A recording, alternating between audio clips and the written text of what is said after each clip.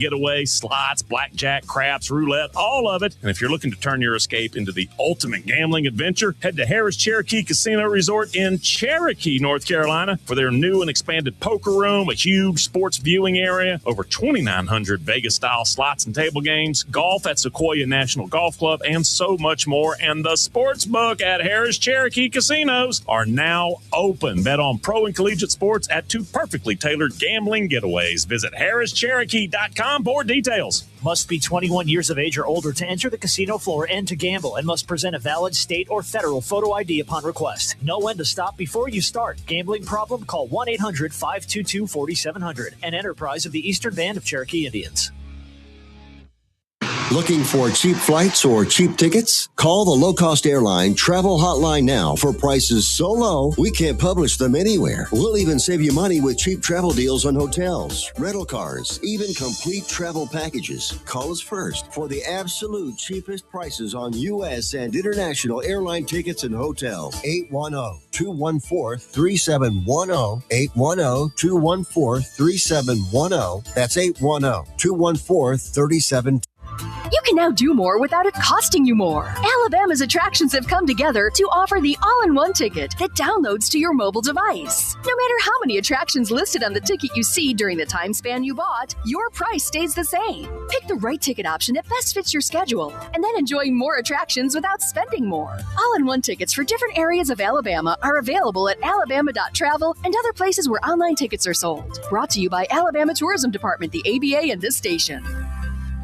Hey, brother. Saw you called. John, I've been thinking about our days during the war, and I'm on my way. Thanks, man. If you are a veteran struggling with depression, anxiety, or need someone to talk to, call 800-273-8255. Press 1. It's private and free 24/7. Call 800-273-8255 or visit vetsforhope.com. Sponsored by the Partners of Alabama's Challenge and the Alabama Broadcasters Association. Let's talk about the X's and O's of family entertainment. Every parent in Alabama knows the importance of being able to draw up an activity that'll get you out of the house for a couple of hours. But it needs to be affordable. It needs to be family-friendly. Above all, it needs to be fun. Now, let's talk about high school sports. Bang for your buck, school sports provide the perfect game plan for your family. You'll enjoy all of the drama and excitement competitive sports offer. You'll be supporting the future leaders of our community in a meaningful way. Best of all, you can take the entire family without breaking the bank. Heck, you won't even dent it. Now, enough chalk talk. Let's get out there and see what's playing at the high school in your community. School sports. Good for our kids, good for our community. This message presented by the Alabama High School Athletic Association and the Alabama High School Athletic Directors and Coaches Association.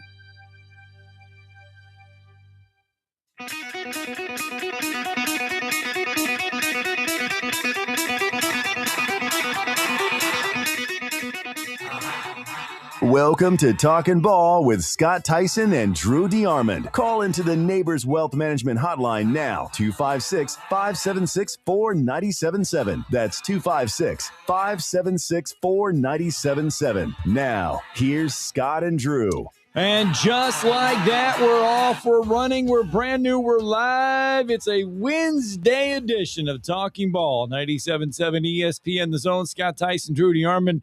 A brisk and comfortable 29 degrees as you make your way into work, into school, wherever you may be headed. Your high today is 46, so there's hope we get warmer. Actually, we're going to be in the 40s for the next 3-4 days, so it's going to be a little chilly to start your day. Doesn't get much warmer throughout it.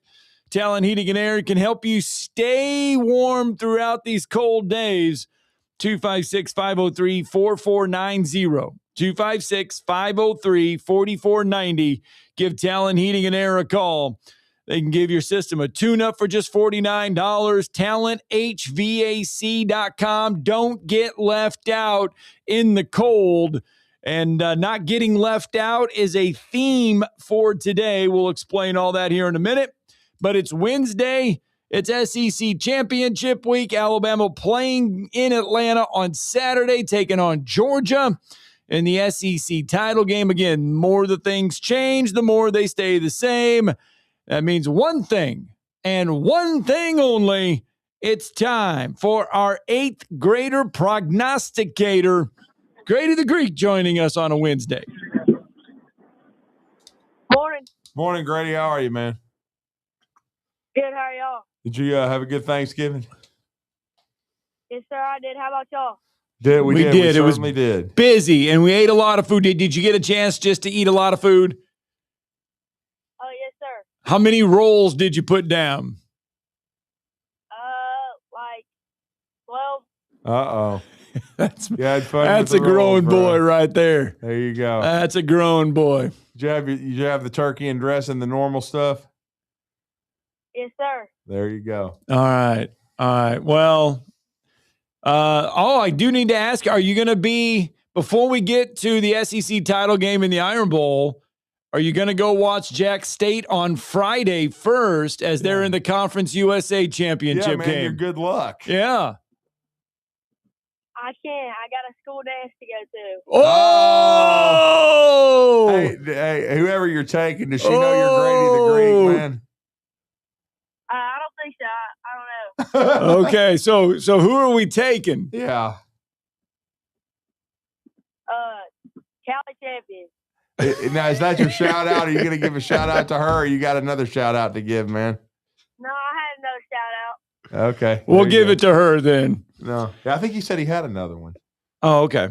Okay. Yeah, All right. Well, let's give 2 shout outs. School dance. School dance. Is this the first one? No, this is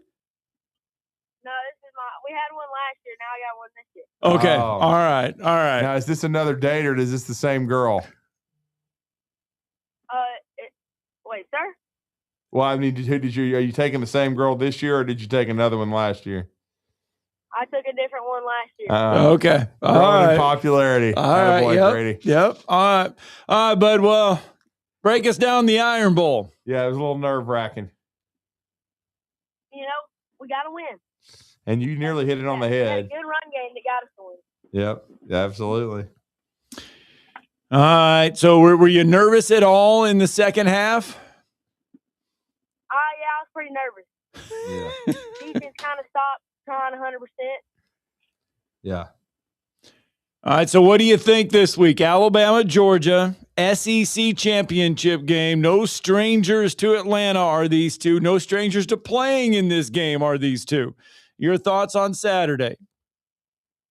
I think it's going to be really tough, but I can't pick against them again. I'm going to go Alabama 24, Georgia 20. SEC always going to be tied. Wow. I've actually got it completely reversed. I've got 24-20 Georgia because of how beat to heck Alabama is, but really interesting pick there. I know you're referring to both of us picked Georgia the last time, and certainly Alabama stepped up and won. And then in the college football playoff rankings last night, I didn't see them live. I was doing Huntsville High basketball, but I guess Hunter Yurachek, I must have sobered up, and they must have actually looked at some of this stuff and realized how stupid they sounded. Well, they sounded stupid again last night. I know. They're always going to say some dumb stuff. But I'm just saying that at least they claimed Alabama ran the ball better, so they decided to put them above Notre Dame. No, they did. They did. Yeah. All right, bud. Who are we going to give the shout out to? Yeah, your second shout out. Shout out to Preston because his birthday was yesterday. Oh, okay. Well, happy birthday, Preston. And hey, just for the record, so she'll really be excited. Now, who is this girl again that you shouted out? Cali Champion. Cali Champion. Okay. Hey, she's the champion. She is. She is. All right. That's good karma going into this weekend. Cali Champion. All right. Cali Champion. All right, bud. Well, enjoy the dance on Friday. Yes, sir. And enjoy watching the SEC title game on Saturday. Yes, sir. All right, bud. Thanks, bud. All right. Grady the Greek, kind enough to join us this morning. Got a dance. 8th grade dance. All right. We will talk more about the SEC championship game here in just a minute, but it is tied into the college football playoff rankings. Right. Ohio State, Indiana, Georgia, and Texas Tech, your top 4. Okay, those are your top 4. Oregon, Ole Miss, 5 and 6. They did not penalize Ole Miss for losing Lane Kiffin. They, in fact, moved him up a spot. So Ole Miss in there at 6, pretty much guaranteed a home playoff game in the playoffs. Texas A&M 7, Oklahoma 8. Alabama moves up to number 9. They jump Notre Dame. Notre Dame now at 10. BYU and Miami round out the top 12. Texas 13, Vanderbilt 14. Texas Vanderbilt pretty much guaranteed not to get into the playoffs. Not much is going to change. They're going to be left out. Utah, Southern Cal 16. Virginia at 17. That's the highest ranked ACC team outside of Miami. And that's key because if Virginia wins, Virginia most likely will get into the college football playoffs. But if they lose, Miami still has a shot. Duke is not getting in because they will not be one of the highest ranked conference champions. Got to be top 5. Yeah. Highest ranked conference champion. They're not getting in at 8 and 5. So the question last night was, okay, so Alabama goes and plays in the SEC title game. Right. What happens if the Tide lose in the SEC title game? Are they still guaranteed a spot? Are they going to get into the playoffs? Here's Hunter Yurachek explaining that. It's hard to look ahead to say what we need to see from them. The easiest thing to see from them would be a win, obviously. We will judge all of the conference championship games when they're completed, the results of them, and then rank the teams 1 through 25 accordingly. So it's hard for me to say specifically what the committee would be looking for from Alabama. They're in a really solid position this week at number 9. Got an opportunity in their conference championship to give us another data point. Okay, there's that. Didn't really answer much. Didn't really say much there. Already done. They have no conference, right? No championship game. And to be honest with you, since they lost to Texas A&M and Miami, I think they should drop all the way out. If depending on how things play out for the conference championship games, if somebody's going to get booted, 1988 ought to go. And because they haven't played anybody, haven't beaten anybody, and so if I'm the committee, then. And I'll just say this, kudos to James Madison for doing what they do and everything, but they have no business in the playoff. They didn't beat anybody. They didn't play anybody. No. And so they don't deserve 2 group of 5s in there. To me, it's either Tulane or North Texas. Both of them are in the poll. The winner of that game is going to, and I should say group of 6 now. Right. But they should represent the group of 6. And if Duke especially wins this ACC championship game, then I think Miami should get in to represent the ACC. I think they have some good wins. I think they're a very talented football team when you look at them with your eye, the eye test. And so to me, Miami should be in. I mean, if they had just beaten Sad Sack SMU, who had no business getting in last year, even though they weren't penalized because of that great ACC championship game where you just got to put both of them in because, man, they just fought to the bitter end, even though they going to both get their asses blasted in the first round of the playoff. Then look, man, then it goes back to the point about Alabama. Then Alabama sure as hell doesn't need to be penalized for playing in the SEC championship game because I'm sorry. I was telling somebody last night, this would have been the year they needed 16 and to expand the field because I know that everybody's heads would have exploded and the Nicole Auerbachs of the world and Heather Dimwit and everybody else would have been trying to, sell their narratives of this not happening. But 7 SEC teams would have gotten in if you had 16. No, you're right. Because Vanderbilt and Texas both would have got in and should have. All right, so we got more on the Vanderbilt situation because Yurachek said something dumb about that. Yeah, I'm sure. But he was also asked last night, so the committee has really looked at that Alabama loss to Florida State, and that's really kind of held them hostage for the most part.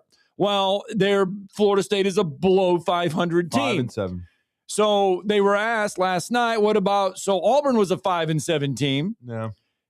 So why was that good enough? Why was that win over Auburn good enough for the Tide to jump over Notre Dame? Schedule strength.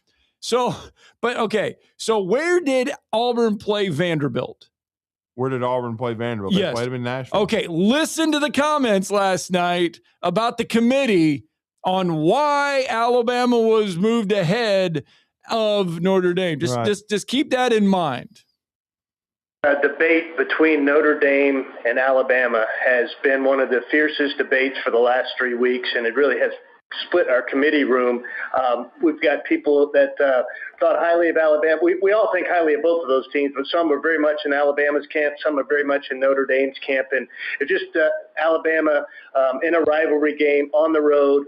Auburn has been an extremely tough place to play for many teams this year, such as Georgia and Vanderbilt, and the committee gave Alabama a little respect for winning that game, getting out early 17-0. The game got tied again, and Alabama, a gutsy call there late in the game to go for it on 4th and 2, and then getting the turnover again late in the game. The committee just felt that was enough of a win, of a metric to push Alabama ahead of Notre Dame. Poor Vandy. Oh, it gets better. It gets worse for Vanderbilt. I really do. I feel bad for Vandy. It gets worse. So here was the committee's response.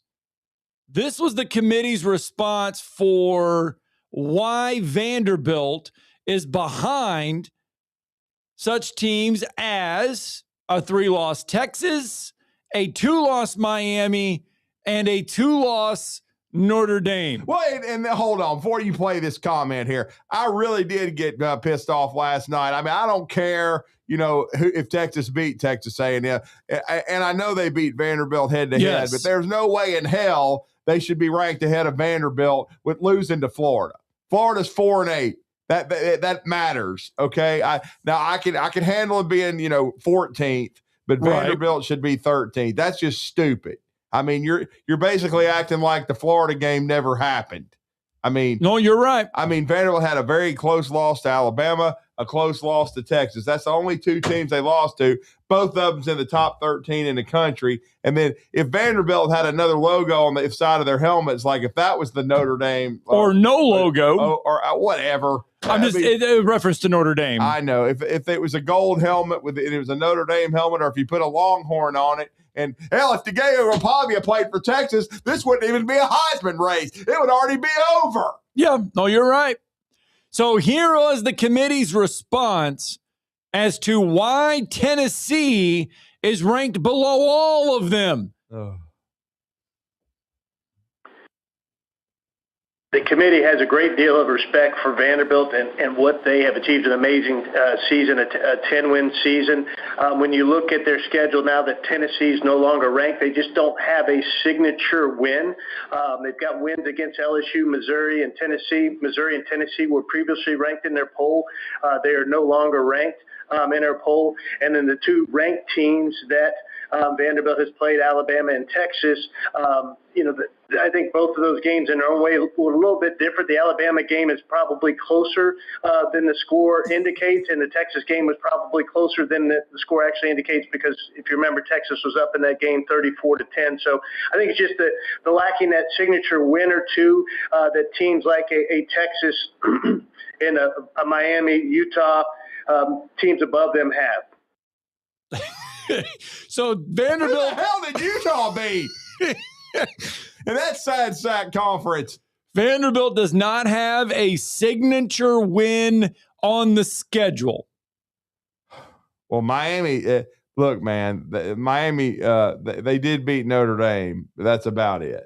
Right. I mean, the rest of that league is just awful. Awful. But you could say 7-5 Duke. You could say that win. Hell beat out of them. You could say that win against Notre Dame. I mean, the committee has kept Notre Dame up in there. I know, but I'm just saying that the Duke Blue Devils are playing for the ACC championship. Yes. And got the hell beat out of them by John Summerall's Tulane Greenway. Yes. Okay. Yes. That's bad. And I'm not disparaging Tulane. I'm just saying that Duke is 7-5 and made the championship game in this sad sack conference, man. This conference is terrible. I mean, but I will say this. I hope Duke wins. Let's go Duke.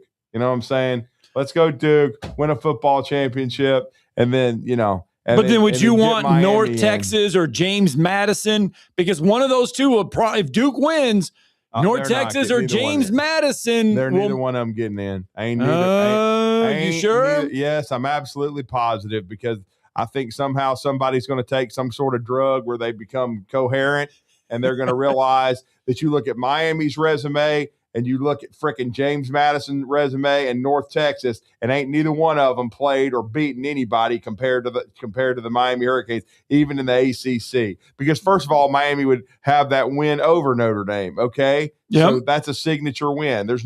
Neither one of those two teams have beaten somebody near that caliber. All right, you're not going to start a precedent. I already got blasted yesterday for what I said. But I'll just say this, and I was given the green light. It's like socialism. You know what I'm saying? Can you say socialism on this show? Yes, you were put into the corner yesterday. That's basically what it is. You're giving people opportunities that they haven't earned. Okay, because nobody in their right mind, and I'm not taking away from Eric Morris in North Texas. They're really good, and James Madison. Well, the committee put up, the reason why I bring that up is because the committee did put them inside the top 25, put both of them in there. And they're good football teams. But and I've been critical of Mario Cristobal in Miami, but Miami would crush either one of them. Okay, and so Miami should be the ACC representative, even if you're not the ACC champion. Now, if Virginia wins this thing, and I think they're about a 1.5, 2. Yeah, they played earlier in the year, and this one wasn't even close. Virginia dominated Duke earlier in the year. If they do that, well, then Virginia's getting in. Right. Okay, and I don't have a problem with that. And Miami, they got 2 ACC teams in last year, but it's probably going to be tough on Miami because of Alabama, I think, still getting in. But I will say, this is where I have a problem because if you look at Notre Dame and their schedule, they're basically an ACC team without being one. Right. Because they play, 4 or 5 ACC opponents. To me, because of the head-to-head, I would have to drop Notre Dame out of here and put Miami in. I would. I'm sorry. I know Notre Dame's 10 right now, but Notre Dame's the one that should be on the chopping block. And I think everybody is going to be rooting for Texas Tech to beat BYU. And by the way, as the world turns with Penn State, no Kalani Sitake. He gets a raise and more NIL money. So it looked like Notre Dame played 6 ACC. They played Stanford. Yeah, terrible. Syracuse. Terrible. Pittsburgh. Terrible. Boston College. Decent. Terrible. NC State. Terrible. And Miami. Wow. Wait a minute. You said, Notre Dame. Yeah, Notre Dame played Miami. Yeah. Well, NC State, Boston College, Pittsburgh, Syracuse, and Stanford. Even though they're quote unquote independent, right? They basically played an ACC schedule, and then they lost to Miami. So the committee, you got to show some common sense in football. You can't, and you have to evaluate these teams. There's no way if you're looking at A, B, and C, and you look at Miami, or even I'll go with D with Notre Dame. Miami, Notre Dame, North Texas, and James Madison. Right. And you're looking at the 4 resumes. If you sit there and tell me that North Texas or James Madison deserves to be in over Miami or Notre Dame, give yourself a lobotomy and stop doing this. Because that doesn't make any sense. It should come down to Miami and Notre Dame, Scott, and it's a yes or no question. Did Miami beat Notre Dame? Yes. Then Miami should get in. Well, root for Troy. Root for Troy this weekend because Troy plays James Madison. It's not going to. I love Troy, that that it's not going to happen. James Madison has such great wins this season from Weber State. They lost to Louisville, 28-14. They beat Liberty, beat Georgia Southern, beat Georgia State, Louisiana, Old Dominion, Texas State, Marshall, App State, Washington State, and Coastal Carolina. Well, I know Lane Turd only beat Washington State by about 3, so that could count for something, but I'm sorry. They lost to the only ACC team they played. Yes. It's their only loss. So you're eliminated. You're gone. Your history. You have no chance. That's stupid. It's not going to happen. It's absolutely idiotic. I don't care what dimwit or some other moron says in the national media. There's no way that James Madison is getting into this damn playoff. Well, your friend on Twitter, I know you don't have X right now. I don't know. Did I buy something this morning? Because I don't know. The email got changed again. Ahab the Arab passed it on to his cousin. No, so Nicole Auerbach. Oh, great. Says, and I quote, one of these teams has the worst loss by far. Really surprised to see Alabama and Notre Dame flip spots after the Tide eked out a win over sub-500 Auburn.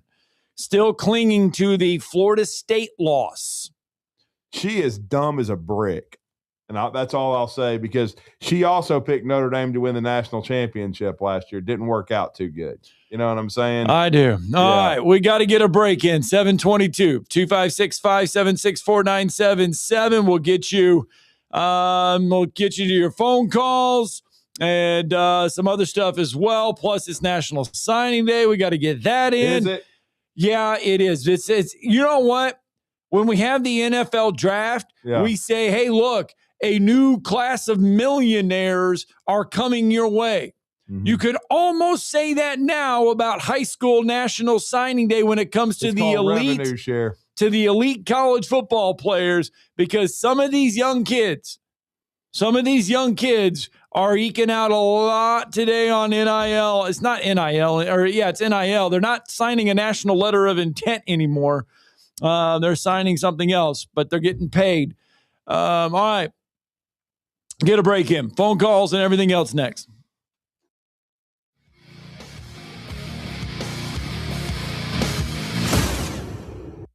You're listening to Talkin' Ball on 97.7 ESPN, The Zone.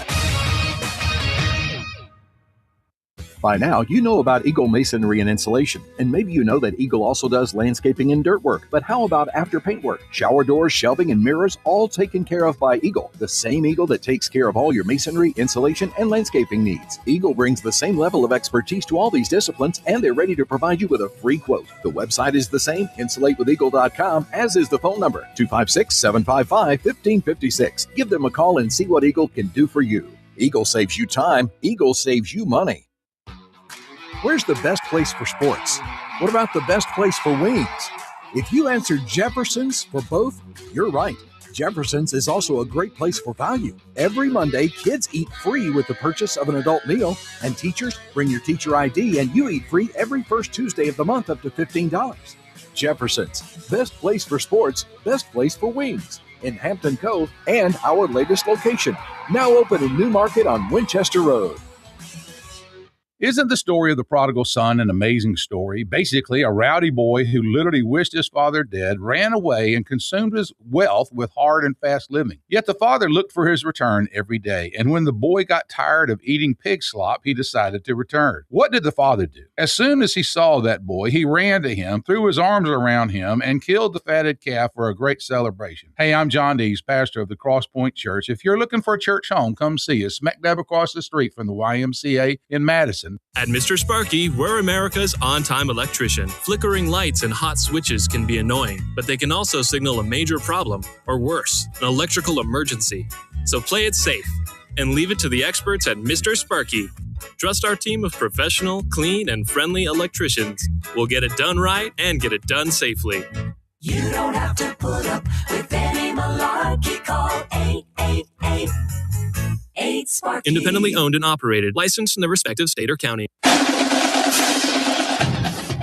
The Drive. You know, both those guys have done a good job in what we've asked them to do, and both of them have developed nicely, and both of them have consistently made plays. Wes and Steve. Their decision-making, their judgment, their ability not to force things and take what the defense gives and distribute the ball with good decision-making, down in, down out, is, you know, probably the only thing that's going to be any different about them, because it's not physical ability or talent. So it's intangibles, leadership, decision-making, judgment, and all those types of things. And, you know, both guys have done a good job in that regard as well. Listen to The Drive with Wes Neighbors and Steve Moulton each weekday afternoon starting at 5. We are your home of ESPN Radio, 97.7 The Zone.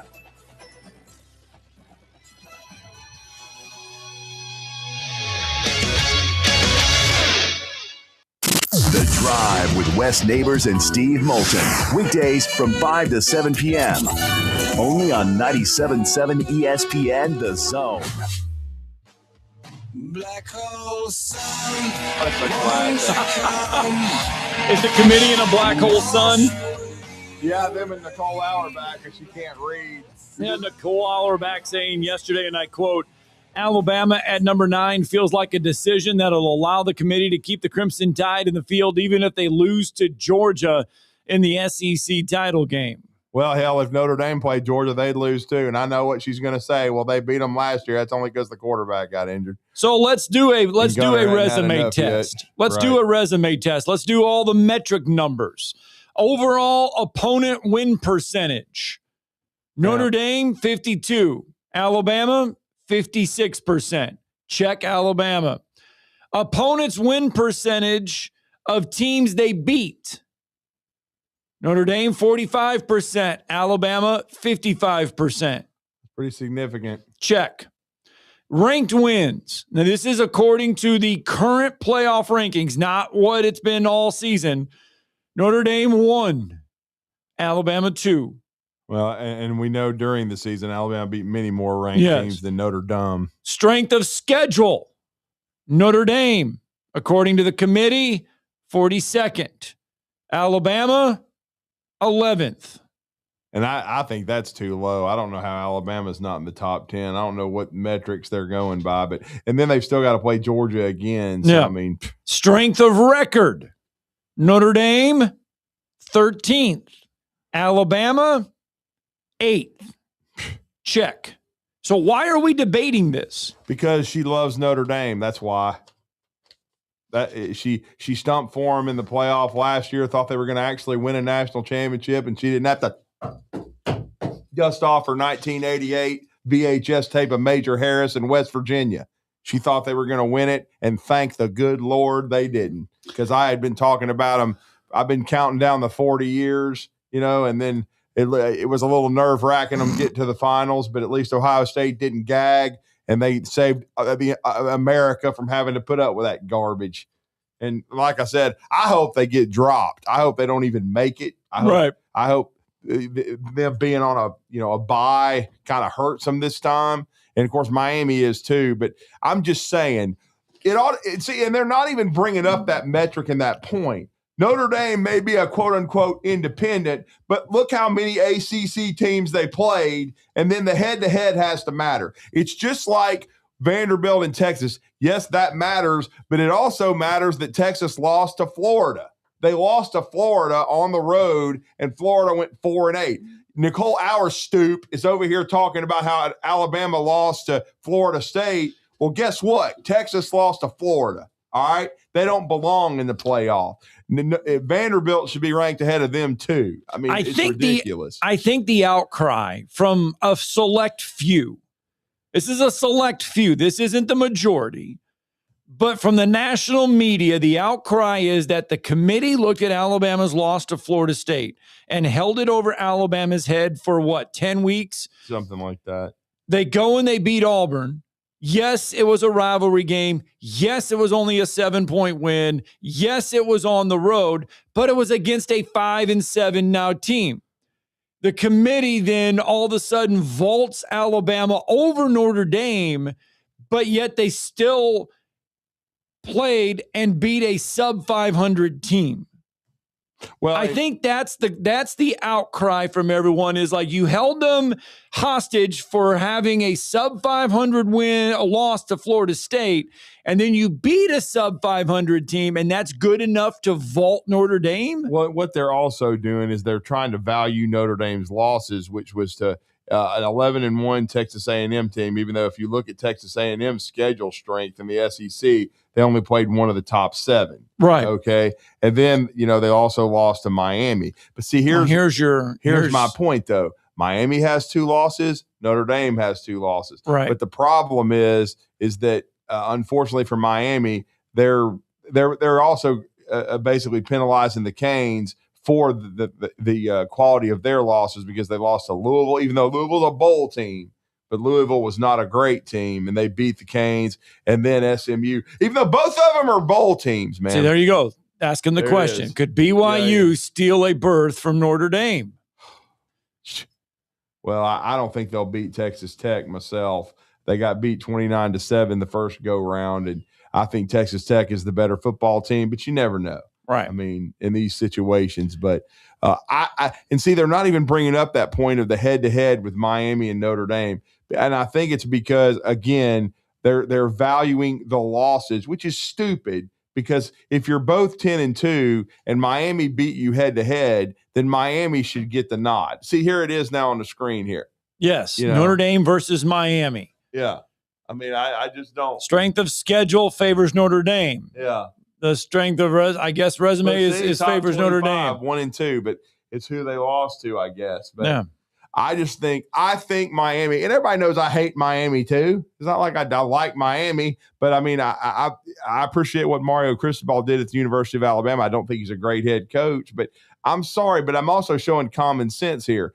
And of course I do hate Notre Dame, but look, I'm just saying head-to-head matters. If Notre Dame had beaten Miami, I'd be making the same argument if they were 10-2, but Miami won that game. So Miami should get the nod, and Notre Dame should be playing in some sad sack bowl game, boo-hoo-hoo, and just not and be watching it on television. If this was the final bracket, if this is how it was going to be, we lined it up and we played in the college football playoffs, Alabama would have to travel to Norman, Oklahoma to face the Sooners. If this ended today, that's how it would be. Oregon would host Tulane. Mm-hmm. Now, remember, Tulane, James Madison, that's not official yet, so that one there, that's just a penciled-in one. All this is penciled in. Texas A&M would host Notre Dame. Mm-hmm. And that's another rematch. There you go. And Ole Miss would host Virginia. Ohio State, Texas Tech, Indiana, and Georgia would get your buys. They're presuming Georgia would win the SEC championship is what they're doing with the bye. Well, yeah, but if Alabama were to win, they can vault all the way up. I think they would get one of the four Yes, buys. they potentially could get a bye. Then Georgia would probably be the 5th seed. Now, they would host at home, but they would not get one of the buys. I think that's what Alabama's playing for right now. If they win, they're the SEC champion, and I think they're going to vault into the top 4. And it would benefit them because they would get rest and not have to play on December the 19th. All right, 7:33. Let's get a break in. When we come back, I promise we'll try to get out to the phone lines. 256-576-4977.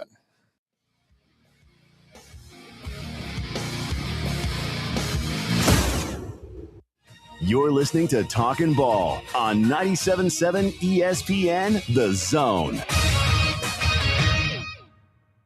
Your Fox 54 weather.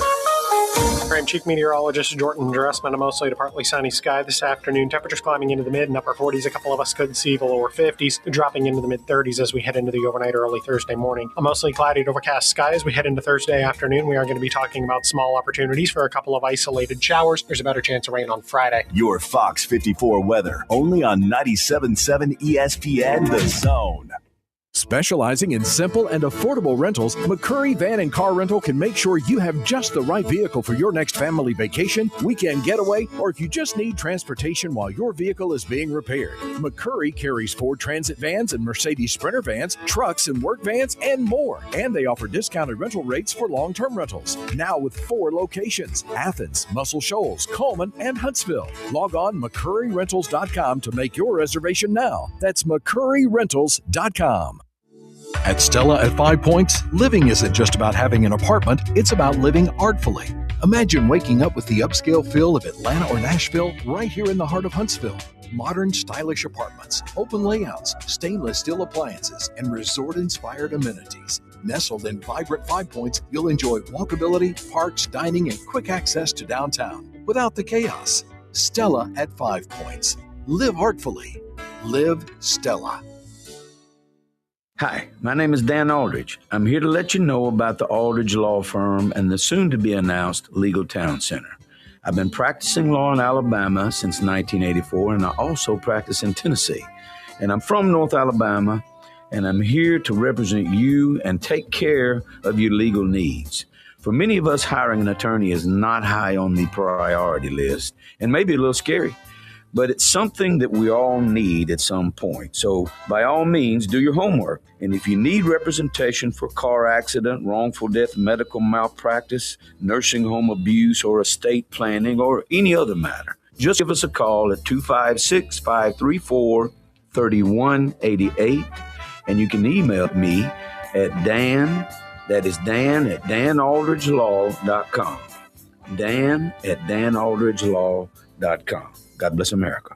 No representation is made that the quality of legal services to be performed is greater than the quality of legal services performed by other lawyers. Tom Abraham here for my friend Mike Owen at Owen Home Appliance Center. You know, the holiday season is just around the corner. So come to Owen Home Appliance Center and get the complete Frigidaire kitchen. You buy the fridge, the range, and the microwave, and you get a dishwasher free. Or maybe you need a commercial kitchen for that huge family coming in for the holiday season. Let them help you with brands like Viking, Mealy, KitchenAid, Z-Line, and Cafe. Quality products, quality pricing, quality service. That's what Owen Home Appliance Center stands for. Just 8 miles south of the river on 231.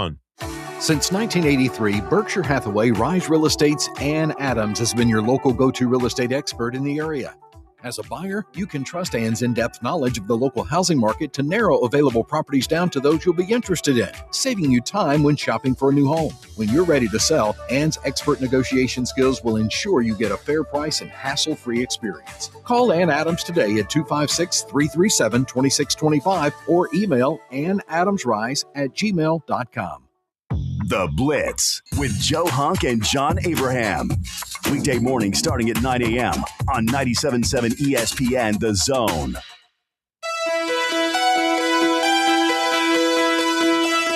Oh, Journey. Oh, yeah. By the way, Chuck Todd he's the former host of NBC's Meet the Press. Yeah. Says on Twitter last night, no words. These ESPN college football playoff invitational rankings are a joke. The bias towards the SEC is the tell. Both Oklahoma and Bama should be below Miami and Notre Dame, but typical SEC bias. If Ole Miss were not in the SEC, I promise you this, they would have dropped them as well. It is what it is. I know Miami will be screwed again. Well, guess what, dunce? I don't care if you're on Meet the Dumb or whoever it was on Meet the Press. Guess what? If you put Miami in the SEC, they got 5 losses. You understand me? Not 1, not 2, not 3, not 4, 5. They're not even in the conversation because they're piss poorly coached and they couldn't compete in the SEC consistently anyway, though they'd give their left gonad to be in it. So shut up and sit down. Let's get out to the phone lines. Bama Bino real fast with us. Good morning, sir. Hey, guys. Hey. Morning, sir. Well, Chuck Todd knows that, too, just like the rest of the propaganda media.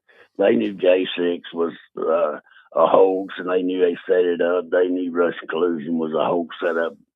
And they knew all that. They're just saying that because they're propagandists, and they want to appeal to the Pope puppet crowd. And that's another thing I was going to say.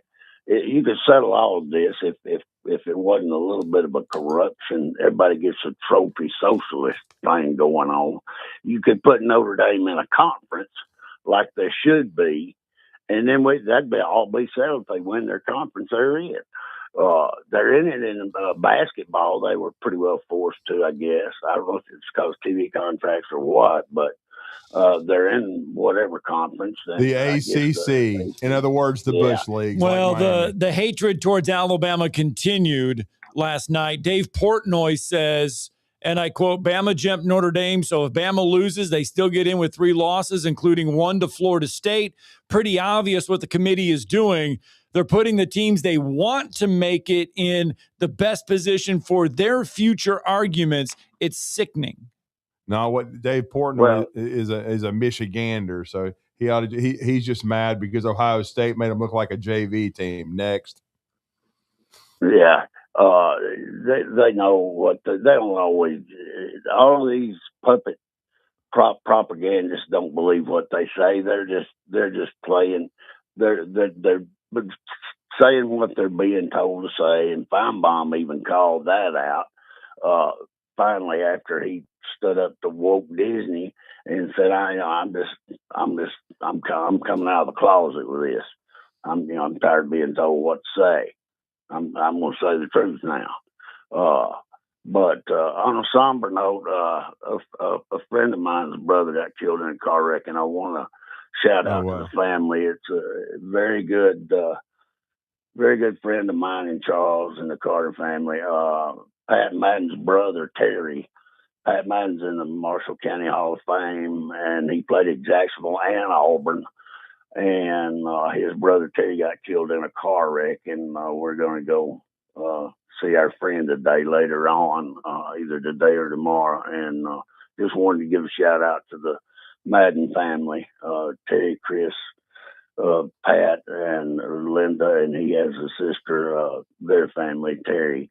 God bless him, and God bless Pat and through their time of need. But yeah, this the committee and NCAA, if they had any teeth and any pull, would do what they're supposed to do and make it instead of equitable, they should make it the best 12 teams. Yeah. That's what it's supposed to be. Right. And if you're going to do that, everybody needs to play by the same rules, which is everybody's in a conference. If Notre Dame was in the SEC, I think Vanderbilt would give them a run. I think Vanderbilt would whip the hell out give of them, in my opinion.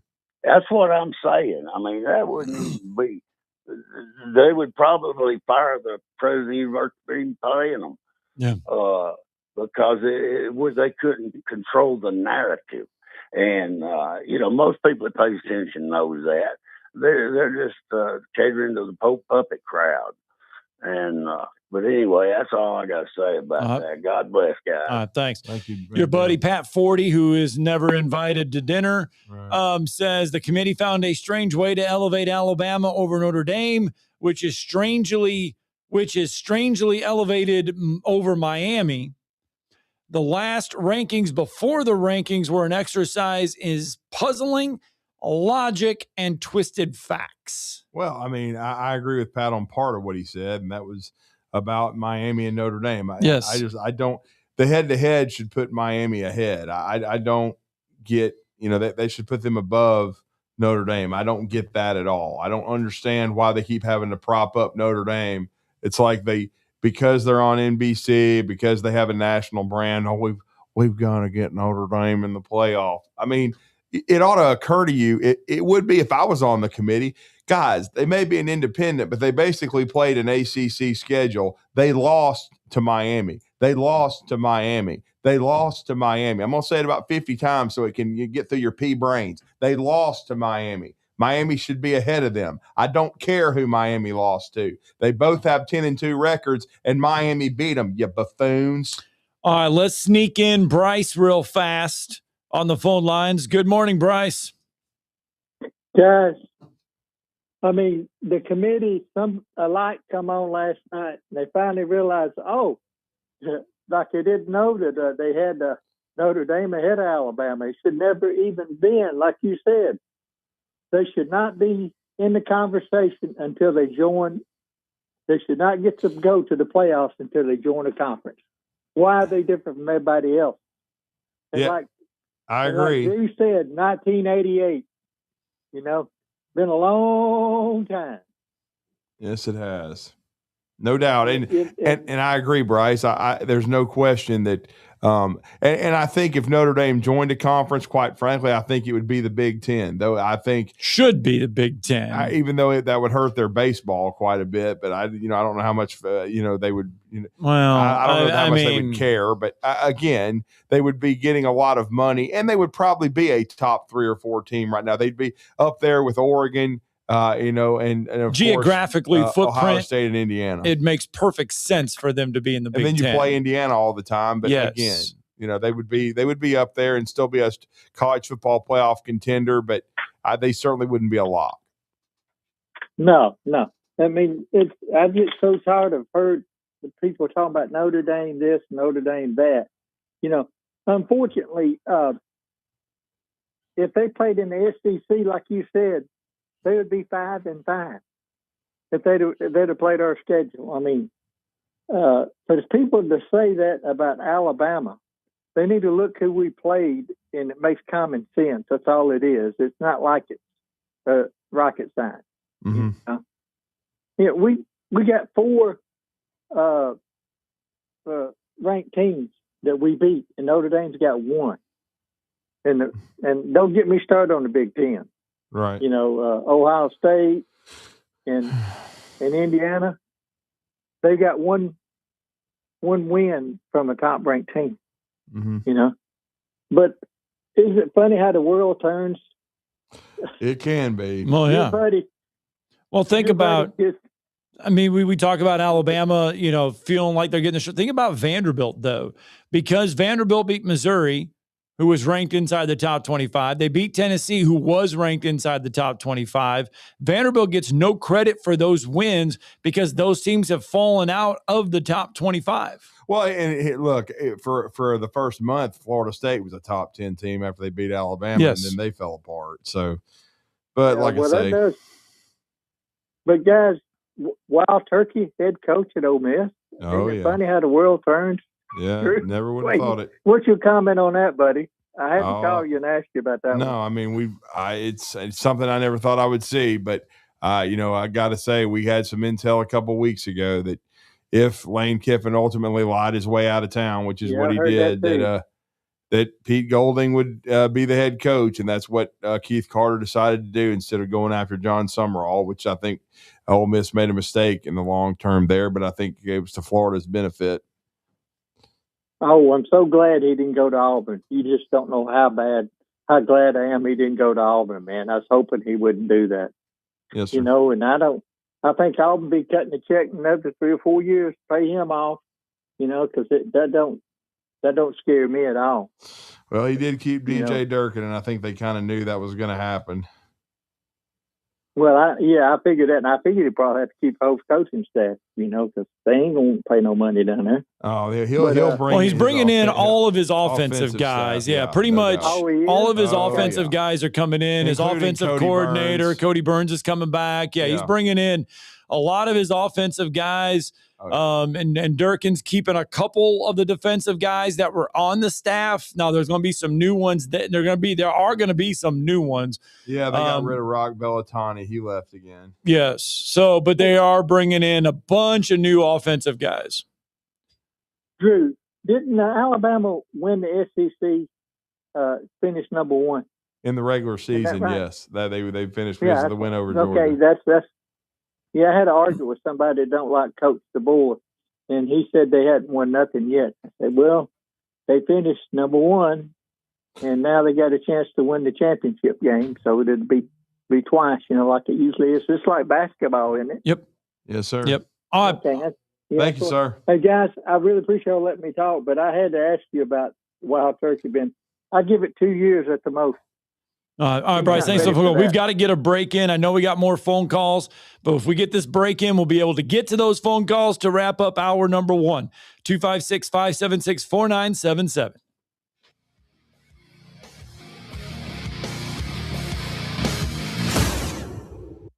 You're listening to Talkin' Ball on 97.7 ESPN The Zone.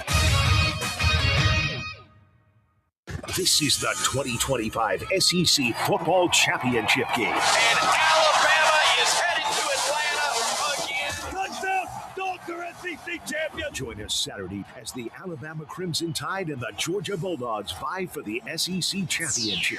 And we are moments away. And as you might imagine, the energy level is super high. Kickoff is at 3 on your home for SEC football. Your home of the Alabama Crimson Tide is 97.7 ESPN The Zone. Eagle Masonry and Insulation. It's right there in the name. Eagle is your one-stop shop for block, stone, or brickwork, monument signs, and outdoor kitchens and fireplaces. Eagle also offers the finest craftsmanship and insulation, including fiberglass or spray foam insulation, and of course, insulation removal. Philip Love and his team have years of experience, bringing the region the best in masonry and insulation services. For more information and a quote, visit insulatewitheagle.com or call 256-755-1556. Eagle saves you time. Eagle saves you money. If hunting and outdoor recreation are your passions, it all starts with the right property. That's where I come in. I am Bo Butler with Southland Realty and Auction, a hunting and recreational land specialist and a Jackson County native who sees land through a hunter's eyes.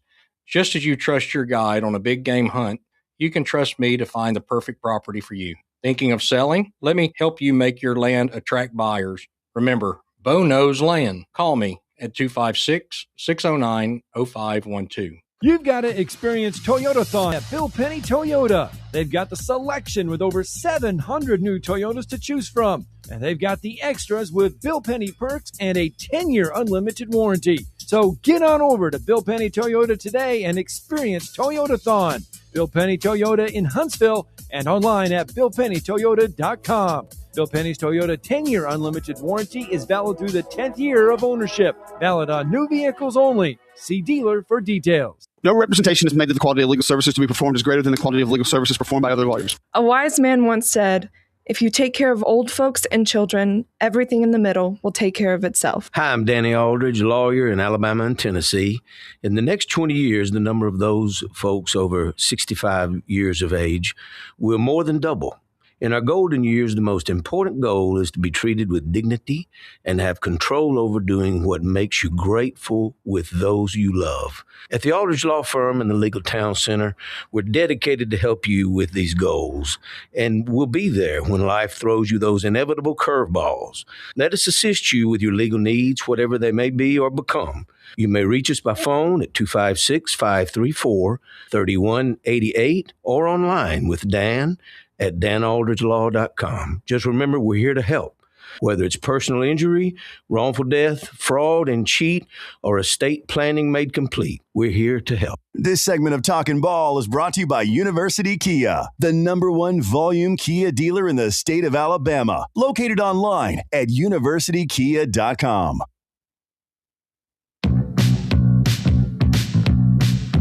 All right, let's try to get as many of these phone calls in as we can to end hour number one. Let's get Brandon in real fast. Good morning, Brandon. Morning. Good morning. So when you take a look at the NFL, they got 14 of their 32 teams make the playoffs. Right. If you had that percentage, which is close to 50, like 46, I think, you'd have a lot of teams in a playoff. So where I'm at, and I have been, is the 24 team that you would have with no conference championships. That gives you 4 from each Power 4 conference, no matter how bad they are. So if they get the teetotal hell kicked out of them, then they just get what they get. But I feel like at that point, if you got 4 automatics from each conference, and then you figure out whatever other qualifiers you want to do for the other 8, then there is no more arguing, because at that point, at least 25% of your conference will make the playoff. And you can't say that's not fair to everybody. Well, what if we replace, and this is the old thing, this is what everyone says, what if we replace conference championships this week with play-in games, so to speak? What if we had Vanderbilt, Texas, Miami, BYU, Notre Dame, whatever, playing this week, and then they move on into the playoffs? No, well, Notre Dame would get to play James Madison or somebody like that, so they could just slide on in for Nicole Howard. Dumb. I don't necessarily have an issue with that. I think that's a way to incorporate the games and work it out. And I could go for that. I just feel like that 4 was never enough, because you're trying to whittle it down there, and then we're at 14 and we still got good teams, and we're not going to see the undefeateds that we saw years ago. Going undefeated now is a Herculean task, and football has changed. The amount of talent is spread out now. So you don't have a big concentration of it in one place. So I feel like we've gotten a more competitive field, but I think if they went to 24 at that point, then there don't need to be any more hollering about teams, because if you get 25% of a conference in a playoff, then you've done something. And then you've got rooms for the Notre Dames and the BYUs and everybody else to go in there and say, hey, we belong. And then when they get their whole head cut off, every year they can say, hey, we let you in. We got 8 other teams outside the Power 4 that are making this. And there's plenty of room. There should be plenty of money. And just go with it from there, because you would have, 8? You'd have 16 teams play the first round, and then go to the second round, and you would have the 8 that would get a bye recycled into it. Correct? That's how it worked. Yep. Mm-hmm. All right, Brandon. It's Thank a good you, thought. man. Hate to be short, but we're going to try to get as many in as we can. Let's get in Pat real fast. Good morning, Pat. What's up, Pat? Good morning, guys. Morning, sir. Guys, I got a question. Sure. I understand that the Catholics have way more televisions than the U does, but hey, the U beat them heads up. I agree. And 100%. I'm not a Miami fan, but I'm not a Notre Dame fan either. And they shouldn't get in. It goes all the way back to when Bear Bryant, back in '66, our missing ring, where we should have got the title over them jacklegs who played people like the blind school at Michigan. And I mean, Notre Dame played nobody. We played a Southeastern Conference,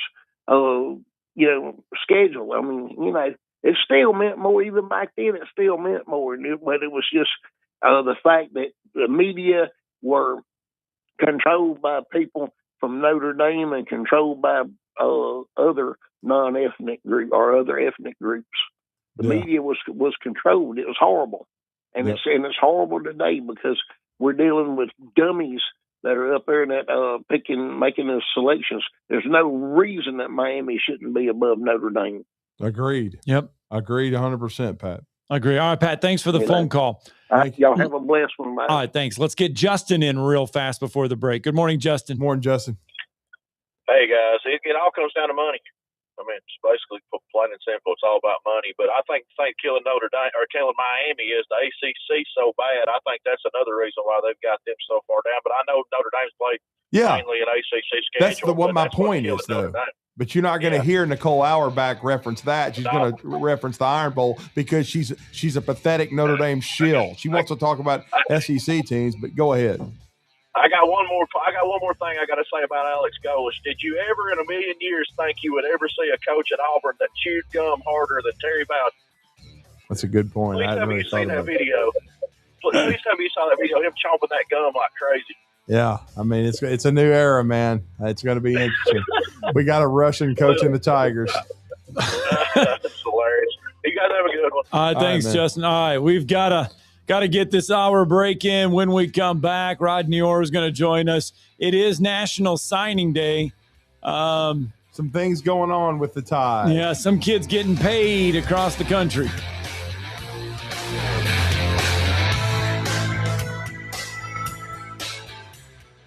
This is Brent Musburger's VSiN Action Update on 97.7 ESPN The Zone. Drivers who switch to Progressive have an annual savings of nearly $750. Progressive.com. Alabama 18-1 in Atlanta since 2007. The Crimson Tide 2.5-point underdogs against Georgia Saturday at Mercedes-Benz Stadium in the Southeastern Conference title game. College basketball tonight, the Auburn Tigers, number 20 in the nation, hosting number 23 NC State at Neville Arena. Tigers a 5.5-point favorite, 167.5 for the ACC SEC Challenge. And Alabama hosting Clemson as 9.5-point favorites at the Coleman Coliseum, 163.5 the total. And Tennessee State's a 3.5-point favorite at Alabama A&M, 146.5 the total. For more, go to VSIN.com. Mike Sennett, 97.7 ESPN The Zone. WZZN, Union Grove, Huntsville, Alabama. 97.7 ESPN The Zone. SportsMed is the official team physicians of the Rocket City Trash Pandas. And if the pros trust SportsMed, you can too. SportsMed provides every service you might need for complete orthopedic care, specializing in orthopedic surgery, sports medicine, joint replacement, spine surgery, neurosurgery, and podiatry. And they offer their own brace shop, in-house full-body MRI, physical therapy, walk-in clinic, and so much more. 4 locations and on the web at sportsmedalabama.com. This hour brought to you by SportsMed Orthopedic and Spine Center. Online at sportsmedalabama.com.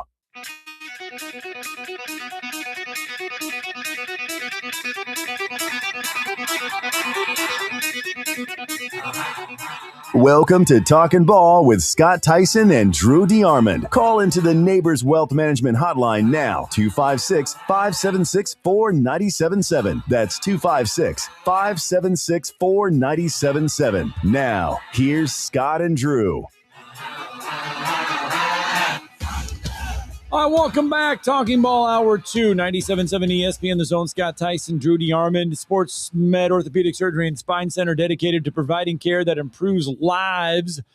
Helping us kick off hour number 2, sportsmedalabama.com, the official medical providers for the UAH Chargers, which, by the way, you're going to be able to listen to tomorrow night. Chargers on the road at West Florida. Steve Moulton and myself will have that game for you.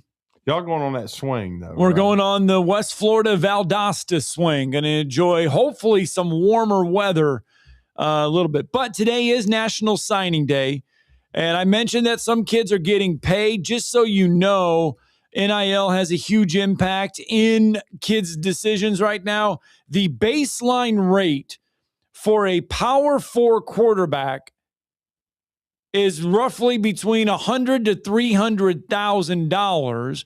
Now, 5-star quarterbacks right now typically get between $750,000 to $1 million to sign their name to play for the school as an incoming freshman. The outlier, Bryce Underwood last year, that deal, mega deal. But that Did they is beat Ohio State. Who looked like the better quarterback to you? Julian saying. Yeah. That is where we're at, though, with National Signing Day. It's about kids getting the biggest offer that they can get. In some cases, the whole tradition still is alive of playing for said school. Alabama today, a busy day for the Tide. Yeah, and they've already, according to our next guest website, I'm honored to contribute to that. TiderInsider.com since 1996. Your best source for University of Crimson Tide athletics, especially Alabama football and recruiting. And, of course, the founder and owner, Rodney Orr, has been kind enough to join us on this National Signing Day for TiderInsider.com. Rodney, first of all, happy belated birthday, but welcome back to the show this morning. You're with Drew and Scott in Huntsville. How are you? I'm doing well, Drew and Scott, and I appreciate that, Drew. Yes, sir. No doubt. And I think it's interesting. I saw on the front of TiderInsider.com already 12 confirmed signees this morning, sir. Yep. And just 13 just rolled in. I think Malik Franklin, who just committed, yesterday? Yes, sir. We can talk about him in just a second. The defensive end from down at Daphne. I actually talked to Kenny King, his high school coach, at length last night. Of course, Kenny was a former Alabama player, great defensive lineman. He was highly recruited himself, as you remember, coming out of high school. Mm-hmm. So Kenny's got a really good eye for talent, and I think that he's been extremely high on Malik Franklin. I think he was, kind of hoping that Alabama would kind of see the light and pull the trigger with him, and finally they did. But he's got a great story. I'll tell you guys, talking to Kenny last night, Malik Franklin was a backup offensive tackle last year as a junior. Actually, Kenny told me when he was, like in the 9th grade, he was like 6 feet, 200 pounds, and then he just continued to grow and grow and grow. Now he's pushing 6'6", he's 250. First game this year, his first start on the high school level, defensive end, 10 tackles, 2 sacks, ended up with 98 tackles on the year, 23 tackles for losses, 11 sacks, 19 quarterback hurries, I think it was. But Kenny said, listen, the sky's the limit for him. The key is going to be development. He's a guy that, again, is limited in experience, but he had great coaching there with Kenny King, developing him. And Kenny said he's sending him to Alabama without any bad habits, meaning he took him from scratch and has built him, and now he's coming to Alabama. So we'll see how Alabama can develop him. Mm-hmm. Well, Rodney Orr joining us on the Neighbors Wealth Management Hotline. And Rodney, it's signed and sealed, but we've talked a lot this year about Alabama's running game or lack of at times. But Xavier Crowell, his name is signed. He's headed to Tuscaloosa. And boy, you watch his highlight tape, you watch his reel this past year in high school, and elite comes to mind. Yeah. I mean, he's got all the tools. I mean, and again, he's got reclassified. He should only be a junior in high school, but he's graduating early, going to get here. And I think that's big, obviously, for Alabama in this running back room. They need some guys that are game breakers, top level players, and obviously they signed a outstanding player last year in AK Deer, Mm-hmm. which by the way I think it'll be interesting to see how much AK plays this Saturday. But yeah, Xavier Crowell, obviously a top tier talent. Is going to bring a lot to the table for this Alabama running back room. And you mentioned Malik Franklin. Now we'll get the small negative things out of play, but just and this is normal. Scott kind of mentioned it with the NIL revenue share era in place, but it looks like 2 or 3 of the guys that have been long-time commitments at Alabama are going to go elsewhere today. Yeah, and obviously. I think the one that a lot of people are talking about is J.J. Finch from Indianapolis, the defensive lineman. It's unfortunate. I think he's a really good player. I said all along, I thought J.J. is a 3-star. Some people might have him a 4-star, but I thought he was a guy that potentially could be really, really good. So looks like he's headed to Tennessee. I don't know what Brian Williams Jr. is going to do. There's been some talk. Drew, you may know it's been some talk he's going to flip to Auburn. Yeah, we were going to ask Jason Caldwell about that. Yeah, I think that's what I was hearing last night.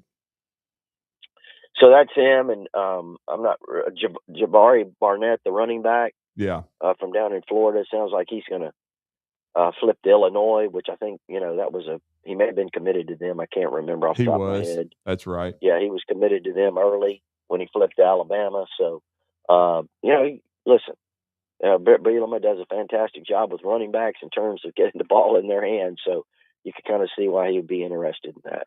Yeah, and so, but I don't think Alabama's done because the late intel last night was that they and we know they also right after the Iron Bowl they've added a couple more pieces, or they will at the offensive line spot, and that's big because offensive linemen are becoming very, very expensive, and yet they're a precious commodity. It's interesting. You mentioned Malik Franklin being kind of a late bloomer, at Daphne High School for Kenny King, but Tyrell Miller from San Mateo in the junior college ranks, he's another one that's got limited experience, but looks like a lot of upside.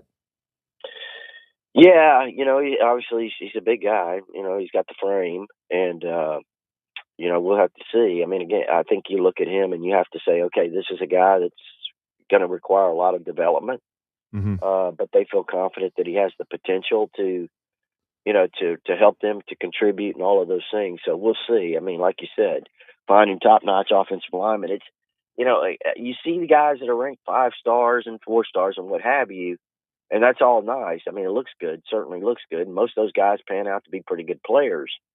But, finding an offensive lineman that has all the tools that can be developed, you can do that. I mean, we see teams all the time around the country take guys and develop them that you didn't hear a ton about coming out of high school. So I think he's again coming out of junior college. He's one of those guys that can be developed. And Drew, I don't know if you're leading to this or not, but I posted 2 nights ago on TiderInsider.com that Alabama had just picked up a commitment from an offensive lineman. Mm-hmm. So and then we posted again yesterday that we expected that to happen. We'll see. Bryson Cooley, we think he's going to flip from LSU to Alabama. That was last word last night. And then, again, I originally posted it a couple of nights ago. So we'll see what happens. He's a 4-star rated recruit out of Laurel West Jones in Mississippi. He's a guy that was really highly touted back in the summer, when a lot of these guys make their decisions. So that'd be a huge pickup. I mean, when you look at a guy like Bryson Cooley, you lost Sam Utu, who had committed to you early. This guy's about 6'4", 320, highly regarded, probably going to be a guard.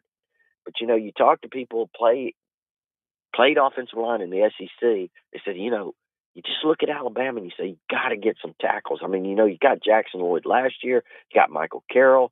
You've taken some guys this year, Brett Bear Fretwell, who's going to be really good. I mean, he's got the potential. He's got all those tools, though not highly rated. But Bryson Cooley's another guy. He's a 6'6", 300+ pound tackle. And those guys, that's what you're looking for. Yeah, he really is. And I think the offensive line class as a whole, Chris Booker, Bear Fretwell, they look like they've got some guys with a lot of upside and potential. And like you said, offensive line is still going to be a situation where you got to be developed. And then the transfer portal, it's kind of in the business that we're in, Rodney. Signing day, Scott and I have been talking about it all week. It's not as big a deal as it used to be, because now this will be the first year with the new calendar, but this January 2nd transfer portal is going to be almost as important.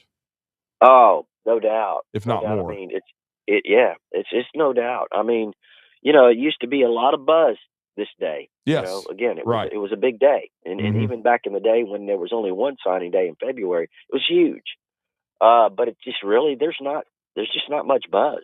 I mean, I know people try to create headlines about it, but it's just not much buzz. And like you said, I think the portal is going to be really important for Alabama. I know that they're going to go for some offensive linemen. It sounds like they want to get a center, so maybe a guard, maybe another tackle with some experience. We'll see. And you've got to have defensive linemen. So it's going to be interesting because defensive linemen, as you guys know, they get in the portal. If they're really good, it's going to cost you some money. So, we'll see. But I do think Alabama certainly needs to upgrade on the defensive line some in the portal. I want to ask you about a guy. We saw him come over here, North Alabama, play a couple times from Muscle Shoals. Kamarion Johnson, you mentioned defensive guys. He's on that defensive side of the ball. What do you take away from Kamarion Johnson? Yeah, I mean, just you look at him, he's got the tools. I mean, it's just about development. Yeah. I mean, guys played in a lot of competitive games against good competition. You look at him, he's quick. He's got some size to him. He's got the frame. He can grow a little bit. You just never really know how these guys, they're so young. Most of them are only 17 years old. Right. So their bodies are going to change a lot. And you look at him, and he's a guy that probably in 2 or 3 years, he's going to look totally different physically. But he's got all the tools. He's got great feet. He can move. He's got some speed and quickness to him, athleticism. So it comes down to how you're going to develop him when you get there, how you're going to transform him in the weight room, and how you're going to teach him and where he's sound technically when he's on the field. Yeah, and it's going to be interesting because if they lose Brian Williams as expected, they would only really have 2 wide receivers in this class right now: Cedarian Morgan and Owen Cabell. Owen's a kid that played in Nashville, Tennessee, who big time private school football, no doubt about it. And then and for Engel Martin, and then Cedarian Morgan could be arguably the top prospect in the state. I know he had a huge senior season, but wide receiver, depending on how things shake out, that could be another area that Alabama looks to in the portal, Rodney. Certainly would not surprise me. I think that's a good observation there because you're going to lose Jeremy Bernard. Yep. Maybe you replace him with an experienced player. I do. My guess is Isaiah Horton's back. Yeah. I mean, I can't see Isaiah going to the NFL right now. I think another year would probably do him good. So, and you mentioned Cedarian Morgan coming in. Again, he probably makes an immediate impact.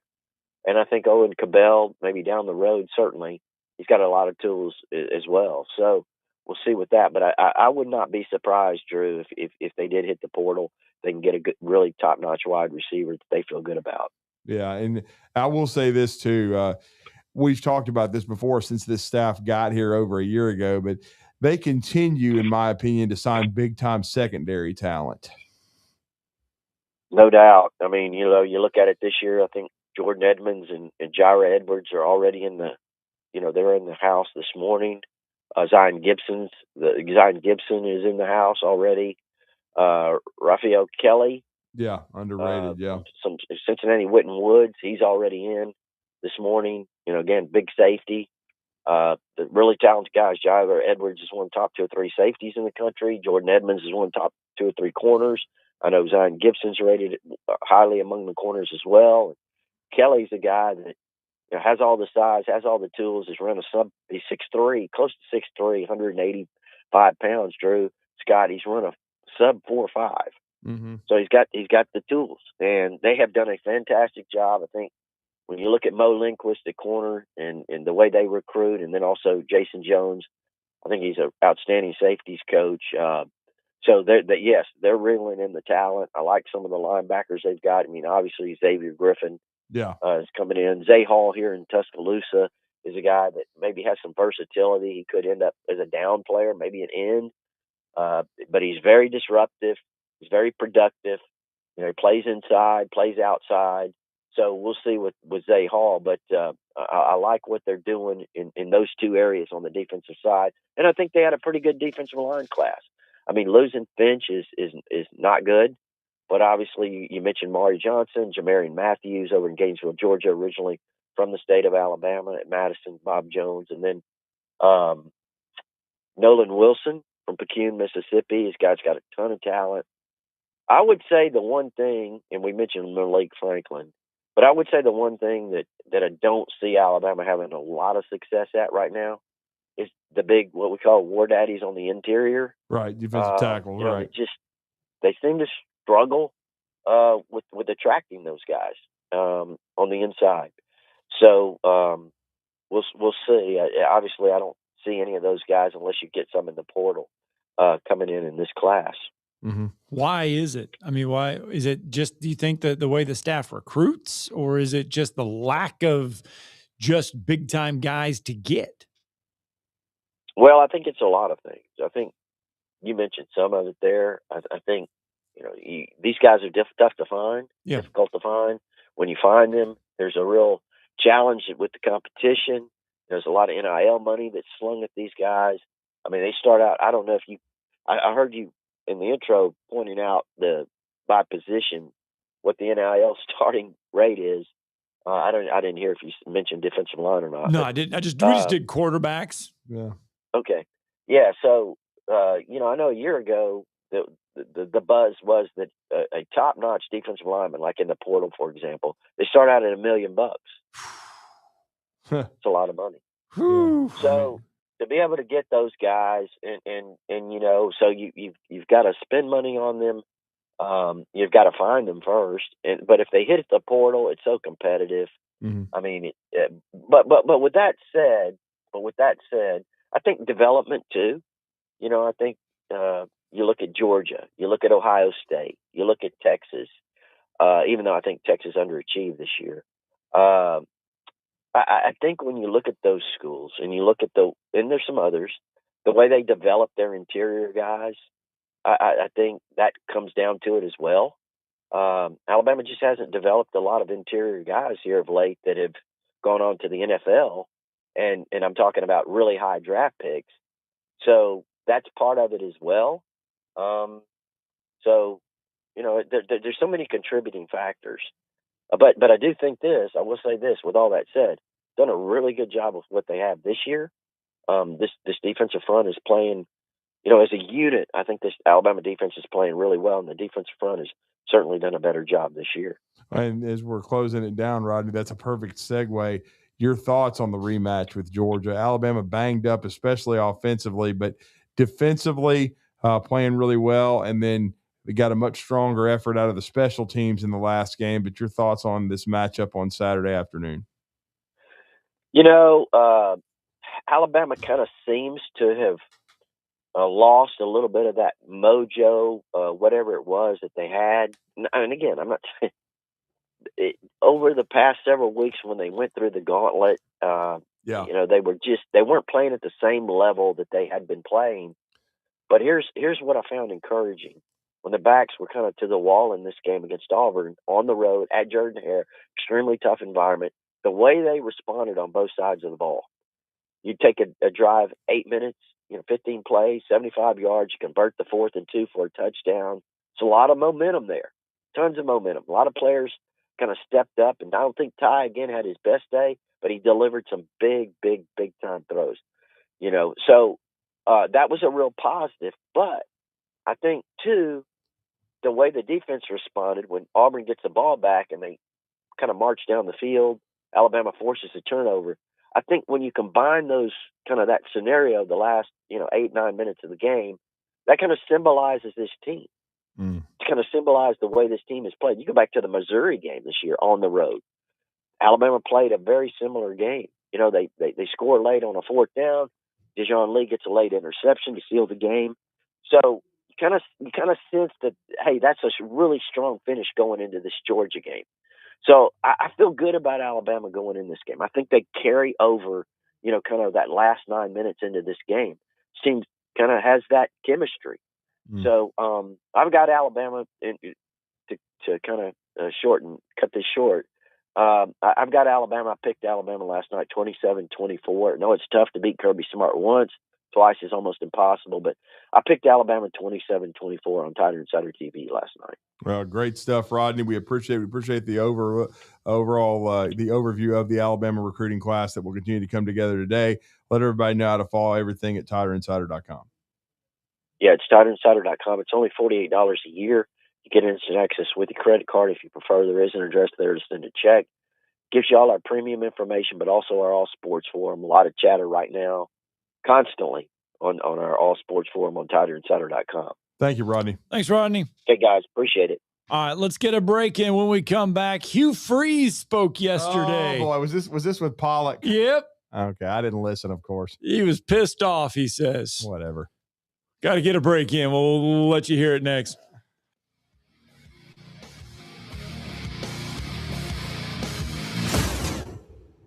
You're listening to Talkin' Ball on 97.7 ESPN The Zone.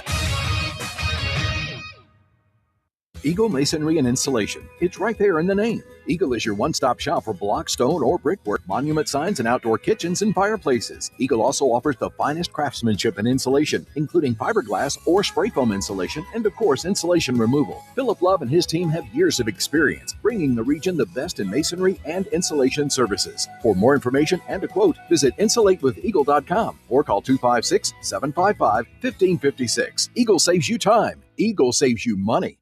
If hunting and outdoor recreation are your passions, it all starts with the right property.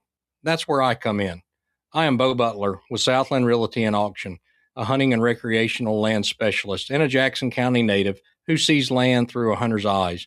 Just as you trust your guide on a big game hunt, you can trust me to find the perfect property for you. Thinking of selling? Let me help you make your land attract buyers. Remember, Bo knows land. Call me at 256-609-0512. You've got to experience Toyotathon at Bill Penny Toyota. They've got the selection with over 700 new Toyotas to choose from. And they've got the extras with Bill Penny perks and a 10-year unlimited warranty. So get on over to Bill Penny Toyota today and experience Toyotathon. Bill Penny Toyota in Huntsville and online at BillPennyToyota.com. Bill Penny's Toyota 10-year unlimited warranty is valid through the 10th year of ownership. Valid on new vehicles only. See dealer for details. Tom Abraham here for my friends at All About Water. Crazy name, huh? Well, let me introduce you to them. All About Water is the top pond builder anywhere in the Tennessee Valley, and that includes remodeling or cleaning out existing ponds as well. They also have monthly maintenance plans for your pond. Don't have a pond? Well, how about a fountain or water feature for your property to bring that soothing sound of running water to your happy place? On the other hand, maybe you have water on your property that you don't want. Well, Ryan at All About Water is all about water, so he could take care of that as well. He has a background in fluid dynamics, and what that means is that he can take care of any water issue that you have. Finally, how about that irrigation system that you have or that you want? Well, they do installs and maintenance and repairs on those as well, because they are all about water. Learn more at allaboutwaterllc.com. That's allaboutwaterllc.com. Need tough equipment you can count on? Christopher Equipment has you covered. Whether it's air compressors, trenchers, bucket lifts, concrete tools, generators, skid steers, and more. Serving you with locations in Tullahoma, Shelbyville, Manchester, Fayetteville, and Hazel Green. Christopher Equipment. From job site to backyard, rent or buy, Christopher Equipment delivers the tools you need when you need them. Call 931-455-3900 or visit Christopher.equipment today. Christopher Equipment, powering your project. This will turn journalism on its ear. Watch our stream on WZZN TV on Twitch and YouTube. But you are the greatest hero. in American history. We are 97.7 ESPN, The Zone. So close, yet so far away. So close. Oh, that's a good one. That's a good one right there to describe what we're going to talk about here. So close, so close. Hugh Freeze spoke with David Pollack yesterday in the See Ball, Get Ball podcast. Here's just a minute excerpt of Hugh Freeze talking to David Pollack. Hugh Freeze is going to be doing what this next year? What is best for the Freeze family right now? But I know we're good for kids, and I know we're good for building the right culture and being about the right things. And I know we can win, and dang if we weren't really dang close. And that's still sticks in my craw. And I guess if and I don't like that. This sounds kind of ugly, but I'm kind of pissed off too, and a little something to prove. A little something to prove. So if somebody's looking for that, then I think my resume kind of speaks for itself. And it sure does. I like the fact that I get a pissed off Hugh Freeze. I am a little pissed off, and can't wait to whenever that time is that God has and has the right place for us. I think we'll be back out there. Good Lord. Maybe at Middle Tennessee when they fire Mason next year, or maybe he'll get one of these group of 6 jobs. I don't know, man. Boy, again, just spewing the narrative.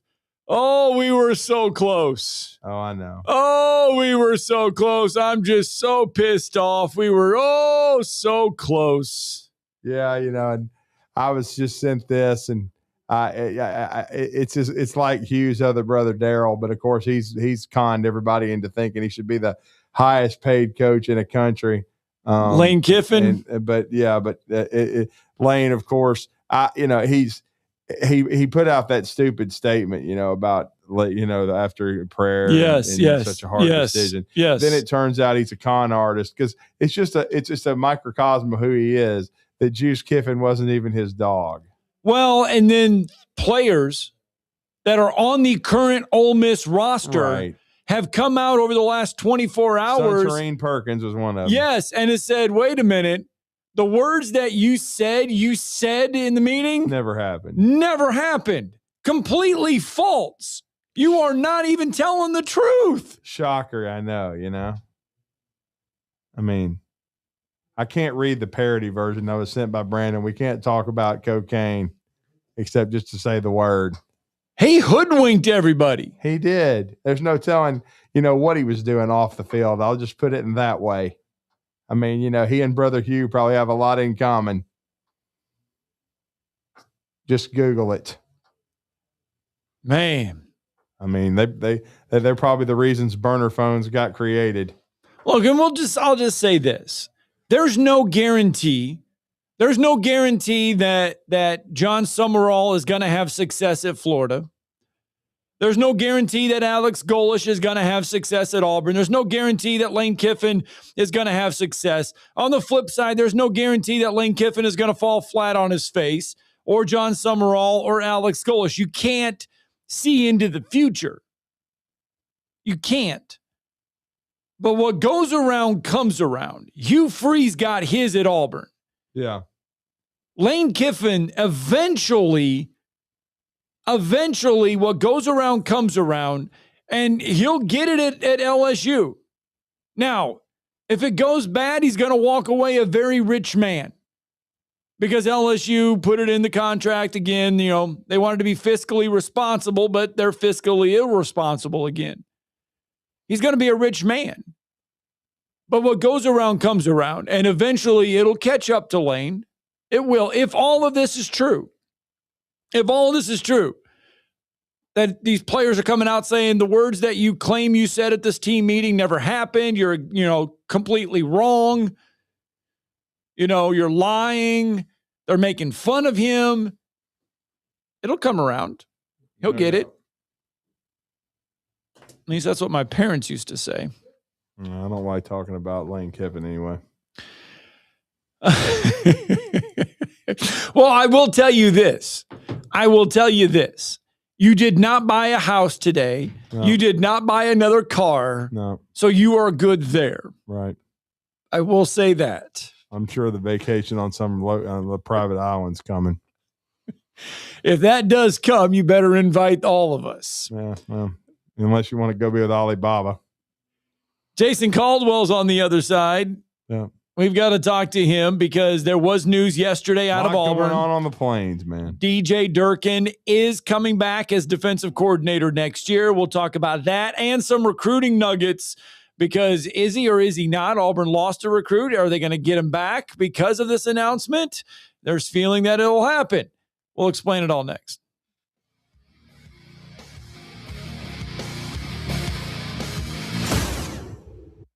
You're listening to Talkin' Ball on 97.7 ESPN The Zone. Travel accommodations for 97.7 ESPN The Zone provided by University Kia. Your Fox 54 weather. I'm Chief Meteorologist Jordan Dressman. A mostly to partly sunny sky this afternoon. Temperatures climbing into the mid and upper 40s. A couple of us could see the lower 50s, dropping into the mid 30s as we head into the overnight early Thursday morning. A mostly cloudy to overcast sky as we head into Thursday afternoon. We are going to be talking about small opportunities for a couple of isolated showers. There's a better chance of rain on Friday. Your Fox 54 weather only on 97.7 ESPN The Zone. Tom Luganville here for my friends at the service department at Woody Anderson Ford. When you need service on your vehicle, whether it's a Ford or any other make, you want to get into Woody Anderson Ford where their expert service technicians will get it diagnosed and repaired right away, the right way. And while you are there, check out all the new and pre-owned vehicles at Woody Anderson as well. They are ready to make you the best deal possible. Visit Woody Anderson Ford today. Woody Anderson Ford on Jordan Lane in Huntsville, Hughes Road in Madison, and online at WoodyAndersonFord.com. Need tough equipment you can count on? Christopher Equipment has you covered. Whether it's air compressors, trenchers, bucket lifts, concrete tools, generators, skid steers, and more. Serving you with locations in Tullahoma, Shelbyville, Manchester, Fayetteville, and Hazel Green. Christopher Equipment. From job site to backyard, rent or buy, Christopher Equipment delivers the tools you need when you need them. Call 931-455-3900 or visit Christopher.equipment today. Christopher Equipment, powering your project. At Stella at 5 Points, living isn't just about having an apartment, it's about living artfully. Imagine waking up with the upscale feel of Atlanta or Nashville right here in the heart of Huntsville. Modern, stylish apartments, open layouts, stainless steel appliances, and resort-inspired amenities. Nestled in vibrant 5 Points, you'll enjoy walkability, parks, dining, and quick access to downtown without the chaos. Stella at 5 Points. Live artfully. Live Stella. Tom Abraham here for my friend Mike Owen at Owen Home Appliance Center. Are those new school clothes wearing out that old washer and dryer? Well, it's time to get off the bus at Owen Home Appliance Center and learn what a new Speed Queen washer can do for you. They're in stock and are ready for delivery now. At Owen Home Appliance Center, quality products, quality pricing, quality service. It's right there in the name, Owen Home Appliance Center. 2 locations to serve you, Highway 36 in Somerville and the interactive location at Highway 231 in Lacey Springs, just 8 miles south of the river. Hi, this is Wes Neighbors. I'm here with Sam Fleming with Fleming Roofing and Restoration. Sam, tell the folks about Fleming Roofing and Restoration. Hey, Wes. Our company, Fleming Roofing and Restoration, specializes in commercial and residential roofing and repairs. I'm a fifth-generation Huntsvillian, and our family's been doing construction business in Huntsville area since 1965. Sam, what kind of roofs does Fleming Roofing and Restoration do? Our guys are skilled enough. We can come out and address any kind of leaks or issues you might have on your commercial, on your metal roofing, on your shingles. We can do anything, and we can offer you a solution to repair it or we can replace it. But you guys also do insurance restoration. Our staff has 10 plus years of experience as insurance adjusters, and we really do know the inside and out of the claims process at Fleming Roofing and Restoration. Check out Fleming Roofing and Restoration online at FlemingHSV.com, or you can call or text them at 256-651-9440. Hey, Wes, we show up. Talkin' Ball with Scott Tyson and Drew DeArmond. Weekday mornings beginning at 7 a.m. Only on 97.7 ESPN The Zone.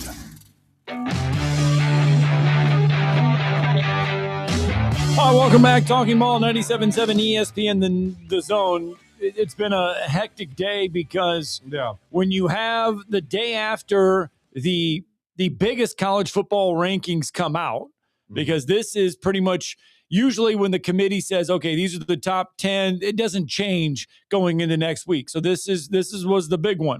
Then you throw on the fact that you have National Signing Day today, which starts today, goes on for a couple days, but you got National Signing Day coming in. That is big. And then you have Auburn announcing yesterday through a release that DJ Durkin is staying on as defensive coordinator. Huge. I mean, that alone makes it for a fun 2 hours. It's been a fun 2 hours, but now we got to kind of break a little bit of the down. Plus, Auburn, by the way, playing basketball tonight. Alabama playing basketball. We ain't even touched on that yet. We'll get to that in a minute. But a lot going on with the football program. Yeah, some quick time for our next guest. He's going to be very busy today, along with his colleague, Christian Clemente, who does a great job covering recruiting. But our next guest, he's been doing this, for 25 plus years covering the Auburn Tigers. He's with, of course, Auburn 247, Auburn Undercover, and he does a lot of legwork. He sees these kids in person. I'm sure he'll be out in Birmingham at the Super 7 this week, but it's always great to catch up with Jason Caldwell, who's been kind enough to join us and make some time. Jason, I hope you had a great Thanksgiving. It's great to catch up with you. You were Drew and Scott. Good morning to you. Yeah, I'm doing good. How about y'all? Y'all good? We're good, and I know it's been a very busy time, new era at Auburn, Alex Golish, but I mean, even bigger in my opinion than signing day today was the news of DJ Durkin staying put, and it could have an impact today for Auburn. Yeah, no, I think when you start talking about one of the keys for anybody, I think for this, especially for this Auburn roster, roster retention was going to be a big deal because they're loaded with freshmen and sophomores. Yes. Right. And so that will obviously help you. It's not going to stop you you're going to lose some guys. I mean, everybody's going to lose guys. That's the world we live in now. Mm-hmm. But if you can keep the majority of these guys, I think that would be a big deal. I think that would be important. But yeah, just from a standpoint of what you're done on defense too, you don't have to change things up. You get to kind of pick up where you left off. And if they can do that with the core of these young guys on that side of the ball and allow Alex Golish and these offensive guys to go do what they do, then all of a sudden you start thinking that, man, that's got a chance to be pretty fun to watch and see how it develops. Mm-hmm. Well, Alex Golish did say in his introductory press conference that he's got this all mapped out time by time, recruiting and what they're going to do second by second. He's got 3 guys already signed today. What does this class look like that he's going to try to get together, I guess, on the fly in a matter of 2 days? Yeah, no, I think this was going to be a smaller class anyway. It was already kind of in that direction because of the young guys, because of what you've done the last couple of years in recruiting. It was always going to be a smaller class because they were focused on retaining the roster more anyway. So I think it's going to be a solid class. They've added a couple of guys that were previously committed to them to USF. Mm-hmm. One of those is DeMarcus Broughton, a tight end from Mary G. Montgomery down in Sims outside Mobile, and really athletic kid. But obviously Jaquez Wilkes is already in, and you see some of the guys. You got a couple of USF flips and a couple of guys have been committed to you for a while, and now you look at the rest of the day and going, look, what's that going to look like? You have a pair of brothers from Mississippi. One is a big defensive lineman that's committed to Texas that Auburn has been in on for a while. Can you get a flip like that here later today? Obviously, you're looking. A lot of people are focused on Braylon Womack. Can you get back in on the 5-star safety that was from Mississippi that fled to Mississippi State? I don't know that you make that flip again, but there may be some other guys that might be on the board that maybe they've recruited that could be a surprise or two today. But I think it'd be a solid class. But for them right now, it's when Hugh Freeze was hired, you had 2 weeks, I think, before you had signing day. So you had a chance to make some inroads and do some things before that happened. They had 2 days. And so now you start going, look, you're just trying to keep your head above water, get some pieces together. And then roster retention is going to be the biggest thing here in year one. And then obviously portal stuff. So I think for now they'll get a chance to really hit the ground running and get on this 2027 class more than that. So. Well, and we've been hearing for a few weeks that Brian Williams, who'd been a long-time commitment to Alabama, he's from the Orlando area, would potentially end up flipping to South Florida with Alex Golesh there. Now he's at Auburn. Is there any buzz that could be a flip the Tigers could have today? Yeah, I think obviously when you start talking about guys you're familiar with, and you look at Auburn from a number standpoint at wide receiver, probably needs some numbers. And, Jace Matthews will be a question mark for them, the big-time wide receiver from Mississippi. He says he's going to wait till Friday. I think LSU is a team to watch there. So if you start looking at that, I think Brian Williams is a guy that you at least have to pay attention to today if you're Auburn fans, to see if there's some buzz there and if that were to happen. Mm-hmm. Jason Caldwell, kind enough to join us on the Neighbors Wealth Management Hotline. And Jason, you said, obviously a priority is re-recruiting this roster. Obviously, you start at the quarterback spot. And I know that hasn't been like an official thing, but Deuce Knight, widely expected to stay at Auburn, right? Yeah, I mean, so far I would think so. He's been really happy. Family really likes it here, and I think you look at this offense, it looks like it'd be a really good fit for what he wants to do. So, I think I think he will be a priority to sign. But you start looking at it, going, look, you have to figure out, where else you want to go at the quarterback position, because you have to have more than one, you have to have more than two, and so what does he look like to get to three, and how does that work out? So I think those are things you have to figure out. But I don't think there's any question that you look at him and his fit and go, look, that'd be a really good fit in this offense. But, for them, they've only seen really play one game, and it was against Mercer. So if you're this coaching staff, you also look, we got to have somebody that, from a competition standpoint, comes in and competes, whether that's Ashton Daniels staying, whether they potentially were to bring in Byron Brown, their quarterback from USF, whatever it is. You're going to have multiple guys that compete, and that's essentially what he said. He said, "Look, we're not going to know who the quarterback is until August. If you do, then that would mean somebody really, really shined in the spring. But I would guess that there'll be a good competition when this thing gets rolling here when they get on the field in the spring." I'm glad you just mentioned that, because Scott and I were kind of discussing it on the show yesterday, because we weren't sure of his eligibility status. We know Byron Brown was the next outstanding quarterback for Alex Golesh at USF. So does he have eligibility remaining? I think he would have another year, I believe. Okay. You know how this thing goes. Oh, yeah. Everybody, you might have a guy. One guy may have 4 years left, and he's a senior. Right. This year, the thing for me was, Auburn played. Who was it early in the year? They played someone, I can't remember where. Oklahoma. And Jalen Catalon was playing safety for Oklahoma, and he started his career at Arkansas. And I went back and looked, and he was a seventh-year guy, but he was a 7-year letterman. Jeez. That dude lettered 7 years in football. I don't know how that's possible, but he did. And so I kept looking and going, Letterman, like he's still playing. So nowadays I kind of give up. When a guy's a senior, I'm like, is he a senior? Is he a second-year senior? Is he a third-year senior? I don't know. You just kind of figure it out. Well, and then I know he's already signed this morning, and he's one of the crown jewels of the class from Wadley, Alabama, Jaquez Wilkes. But I know that people will get a chance to see him in the Super 7 this week. Yeah, and I think you get at least a couple of guys. This one, Deshaun Spencer's a guy that they flipped from Saraland, who'll be playing Friday night. And so there'll be two guys at least to watch in the Super 7 this week. Obviously, Jaquez Wilkes is a guy that has been rock solid this whole time from Wadley, Alabama.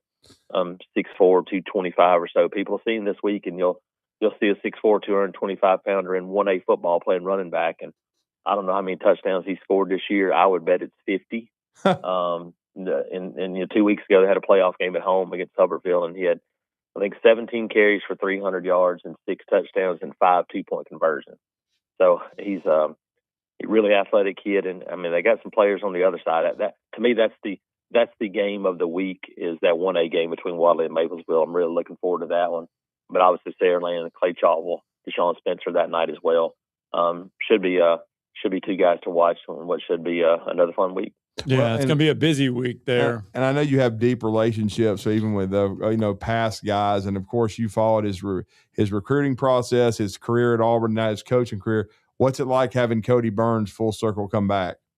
Yeah, we've kept in touch over the years. Whether he was with the Saints and obviously then back coaching at USF, and I told him when he got here the other day, I said, did you found out at 3 o'clock in the morning, you could have texted me and told me y'all were coming. You could have gave me a heads up. Because I was still awake, by the way. Right. Sleep deprivation. I saw you in, after the Iron Bowl, you and Nathan did a 1 o'clock in the morning video. Yeah. So I'd only been home a little while, and I said, look, you could have let me know that was happening. I was still awake. But just an awesome guy. And the thing is that the previous staff that was here were incredible guys. And I think there'll be some of those still around. Obviously, DJ Durkin, I think Vontrell King Williams will still be around. Defensive There line. may be some other guys too. That's the good part about this job, is getting to meet quality men. And obviously, Cody, I've known for, I hate to say, I don't know how many years it is, but it's probably 20, almost 20 years now from a player to a coach. Now again as a coach, and when he tells me, hey, this guy's going to get it done, then I put a lot of stock into that, and so it's fun to see him back. Yeah, no doubt about it. And then, as you said, does it look like, I know I heard Rock Bellatani is going to move on. How many of the defensive coaches are going to return? Because we believe, we were talking about earlier in the show, that most of his, if not all of his offensive staff is coming with him, correct? Yeah, I think a lot of those will. Obviously when you start talking about it, there's a trio of guys where you look at quarterback coach, OC, Cody is co-OC, wide receiver, and an O-line coach. Those are the three guys that are kind of the brain trust of the offense for Alex Golish, and he gives them a lot of credit for what they do. Those three guys are going to stick together, I think, is the plan right now. So you look at tight end, running back. What's that look like? Who fits those roles? Could a guy like Marcus Davis potentially stay and slip into one of those roles? I think there's still some talk about some things like that too. So I think you look and go, a couple of guys still left on offense, a couple of guys probably still left on defense to kind of fill in some roles as well, and special teams coordinator, all those things that you have to figure out as well. And then you talked about this staff with roster retention. Certainly that's going to be a big key. Cam Coleman, very talented. They've already seemingly had some good news from Deuce Knight. Certainly they have some big-time pieces on defense as well they'd like to retain. And then talk about, too, the portal. How aggressive do you expect Alex Golish? Because as you mentioned, this was already, even before Hugh Freeze was dismissed, going to be a small high school class.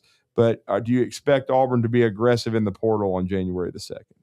I do. I think they've done a good job of that at USF, and I think now you come here and you think about the third-party NIL opportunities that you're going to have, and I do think you'll have to digest that. That's going to be a big deal between now and January 2nd. Who's returning? Who do we think probably going to move on? Who are we okay with moving on? There'll be some of those guys that go, look, they just don't fit what we do on offense or whatever. So there'll be some things like that. So I think once you digest that, you start looking. I think you obviously look at offensive line. There has been some buzz that Xavier Chaplin might decide to return, and if he did, I think he would be a great fit in this scheme. Because I thought he was much better when they went tempo and were hurry up this year. I thought he was really good in that. Maybe he decides to come back and do some of those things. So you look, and obviously you're going to lose Dylan Wade and Jeremiah Wright, Mason Murphy, and Tutal Miller. So you're looking, does Connor Lew return after his knee injury and come back? And you got Kale Ellis. You got some pieces there, but that might be a spot. And then maybe tight end, just to go get a couple of older experienced guys that can be playmakers in a system like this. Those are probably two spots you look at. And then defensively, it's always probably, can you go find a couple of older interior defensive linemen that can get after it? And for this team, maybe another pass rusher, because the expectation is you lose Keldrick Falk, Keenan Crawford, Chris Murray are gone. So you look and go, look, Jared Smith's the guy that you absolutely want to get back and build around, but you probably need maybe another older guy there to help out as well. Well, and before we let you go, a big game tonight, SEC, ACC Challenge. We haven't talked a lot of hoops today, but Will Wade, a familiar name, bringing NC State to Neville Arena to take on the Tigers at 8:15. And it's a very different challenge. I'll say this: Michigan was the most difficult challenge this team is going to face this season, right? Because of their size and physicality, and heck, right now that they're playing like they're like an NBA team. And so you start going like, this one is different because you start looking at playing a team that's going to shoot the basketball and do the things they do. And NC State is as good a shooting team as there is in the country. So they are filling it up. They're making 11.3 threes a game. So so they're making 11 threes per game, shooting the basketball extremely well. And so when you start talking about, teams that can shoot it and shoot it at a high level, they're fourth in the country. As a team, they're shooting 42% from three. And so when you make a bunch and you make a bunch of them at a high percentage, that's going to test this Auburn defense again. So, I think for them being back at home, that they've still got Arizona Saturday. They'll play Purdue next week in Indianapolis. Man. And then you got this one. So, look, they've played a bunch of these games and a bunch of them away from home. And so, I think schedule strength, it reminds me a lot of Alabama when they went to the Final Four a few years ago, where you looked up and they went like 2-5 in those games early in the season. But then you got the SEC play, you went, okay, and this team's ready to roll. Right. I think it could be a similar situation for this team where they're going to get so tested in the preseason that by the time you get to league play, you go, man, we've already seen all this. Yeah. Well, I think it's great that the way they rebounded from taking that loss to Michigan and then getting a win against St. John's the next day. I mean, that says a lot. Oh, yeah, it was huge. Yeah, to get beat by 30, and heck, who knew that was going to be the closest game Michigan would play all week out there. But, yeah, I agree. But the Auburn to have that lull in the end of the first half, and then to come back in the second half and score 53 points or whatever it was against a Rick Pitino team, that showed you what this team can be. And I talked about that Alabama Final Four team. I think Auburn, the first Final Four team for Auburn too, where there's going to be nights where you're like, man, this team's not going to beat anybody. But most of the nights you look at them and you go, man, this team shoot the basketball, score a bunch of points, and they can be tough to beat. And I think this team will be similar. There'll be some night where you go, man, that just didn't look good. But a lot of the nights you look at them and go, man, that team, if they make shots, they can beat anybody. I think that's kind of the mindset of this team as well. No doubt. Well, we know it's going to be a busy time at Auburn Undercover. You and the staff, Nathan and Christian, you guys do a great job. Let everybody know how to follow you and all you guys got going on following the Alex Golish era and putting together this staff and this recruiting, and then, of course, basketball and more. Yep, can check us out at auburnundercover.com.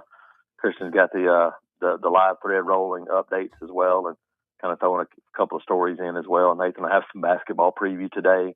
I'll have a Super 7 preview here shortly of tonight, that Thompson-Opelika game to kick off this week. And me and Christian will be heading to Birmingham this afternoon to be there for the next 3 days and see the state's best. So, busy week to say the least. Safe travels. Thanks, brother. Jason. Thank you.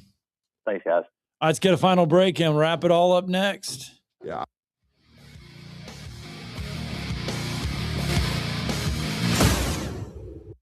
You're listening to Talkin' Ball on 97.7 ESPN The Zone. The crimson and white jerseys. Front court to the rack and the flood. The sound of a buzzer beater. Got it to go as the buzzer sounds. The Roll Tide chant from the crowd. It can only be Alabama basketball. Join the Alabama Crimson Tide right here on your home for Alabama basketball.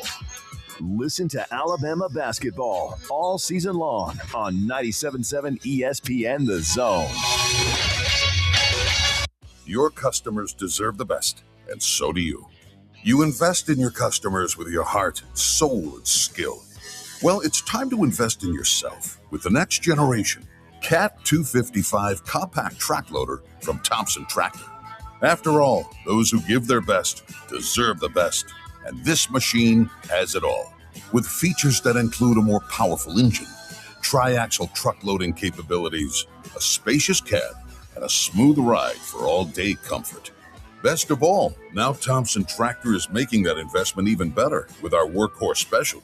Get 0% financing for 36 months on the purchase of a new Cat 255 compact track loader that comes with a 3-year warranty. You also get a 74-inch bucket and 1,000-hour filter kit. Great news. This offer is now extended through the end of December. Visit ThompsonTractor.com for details. Thompson Tractor. We're here for you. Where's the best place for sports? What about the best place for wings? If you answered Jefferson's for both, you're right. Jefferson's is also a great place for value. Every Monday, kids eat free with the purchase of an adult meal, and teachers bring your teacher ID and you eat free every first Tuesday of the month up to $15. Jefferson's, best place for sports, best place for wings, in Hampton Cove and our latest location, now open in New Market on Winchester Road. This segment of Talkin' Ball is brought to you by University Kia, the #1 volume Kia dealer in the state of Alabama, located online at universitykia.com.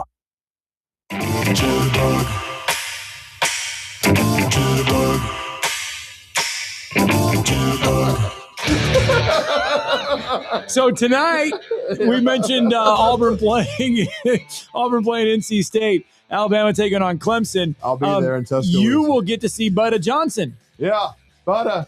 Playing for Clemson. Yeah. Transferred from UAB to Clemson. I hope he plays well, but Bama wins and get a chance maybe to even talk to Butta after the game if he's made available. But yeah. Brad Brownell and Clemson coming to Tuscaloosa for a 6:15 tip.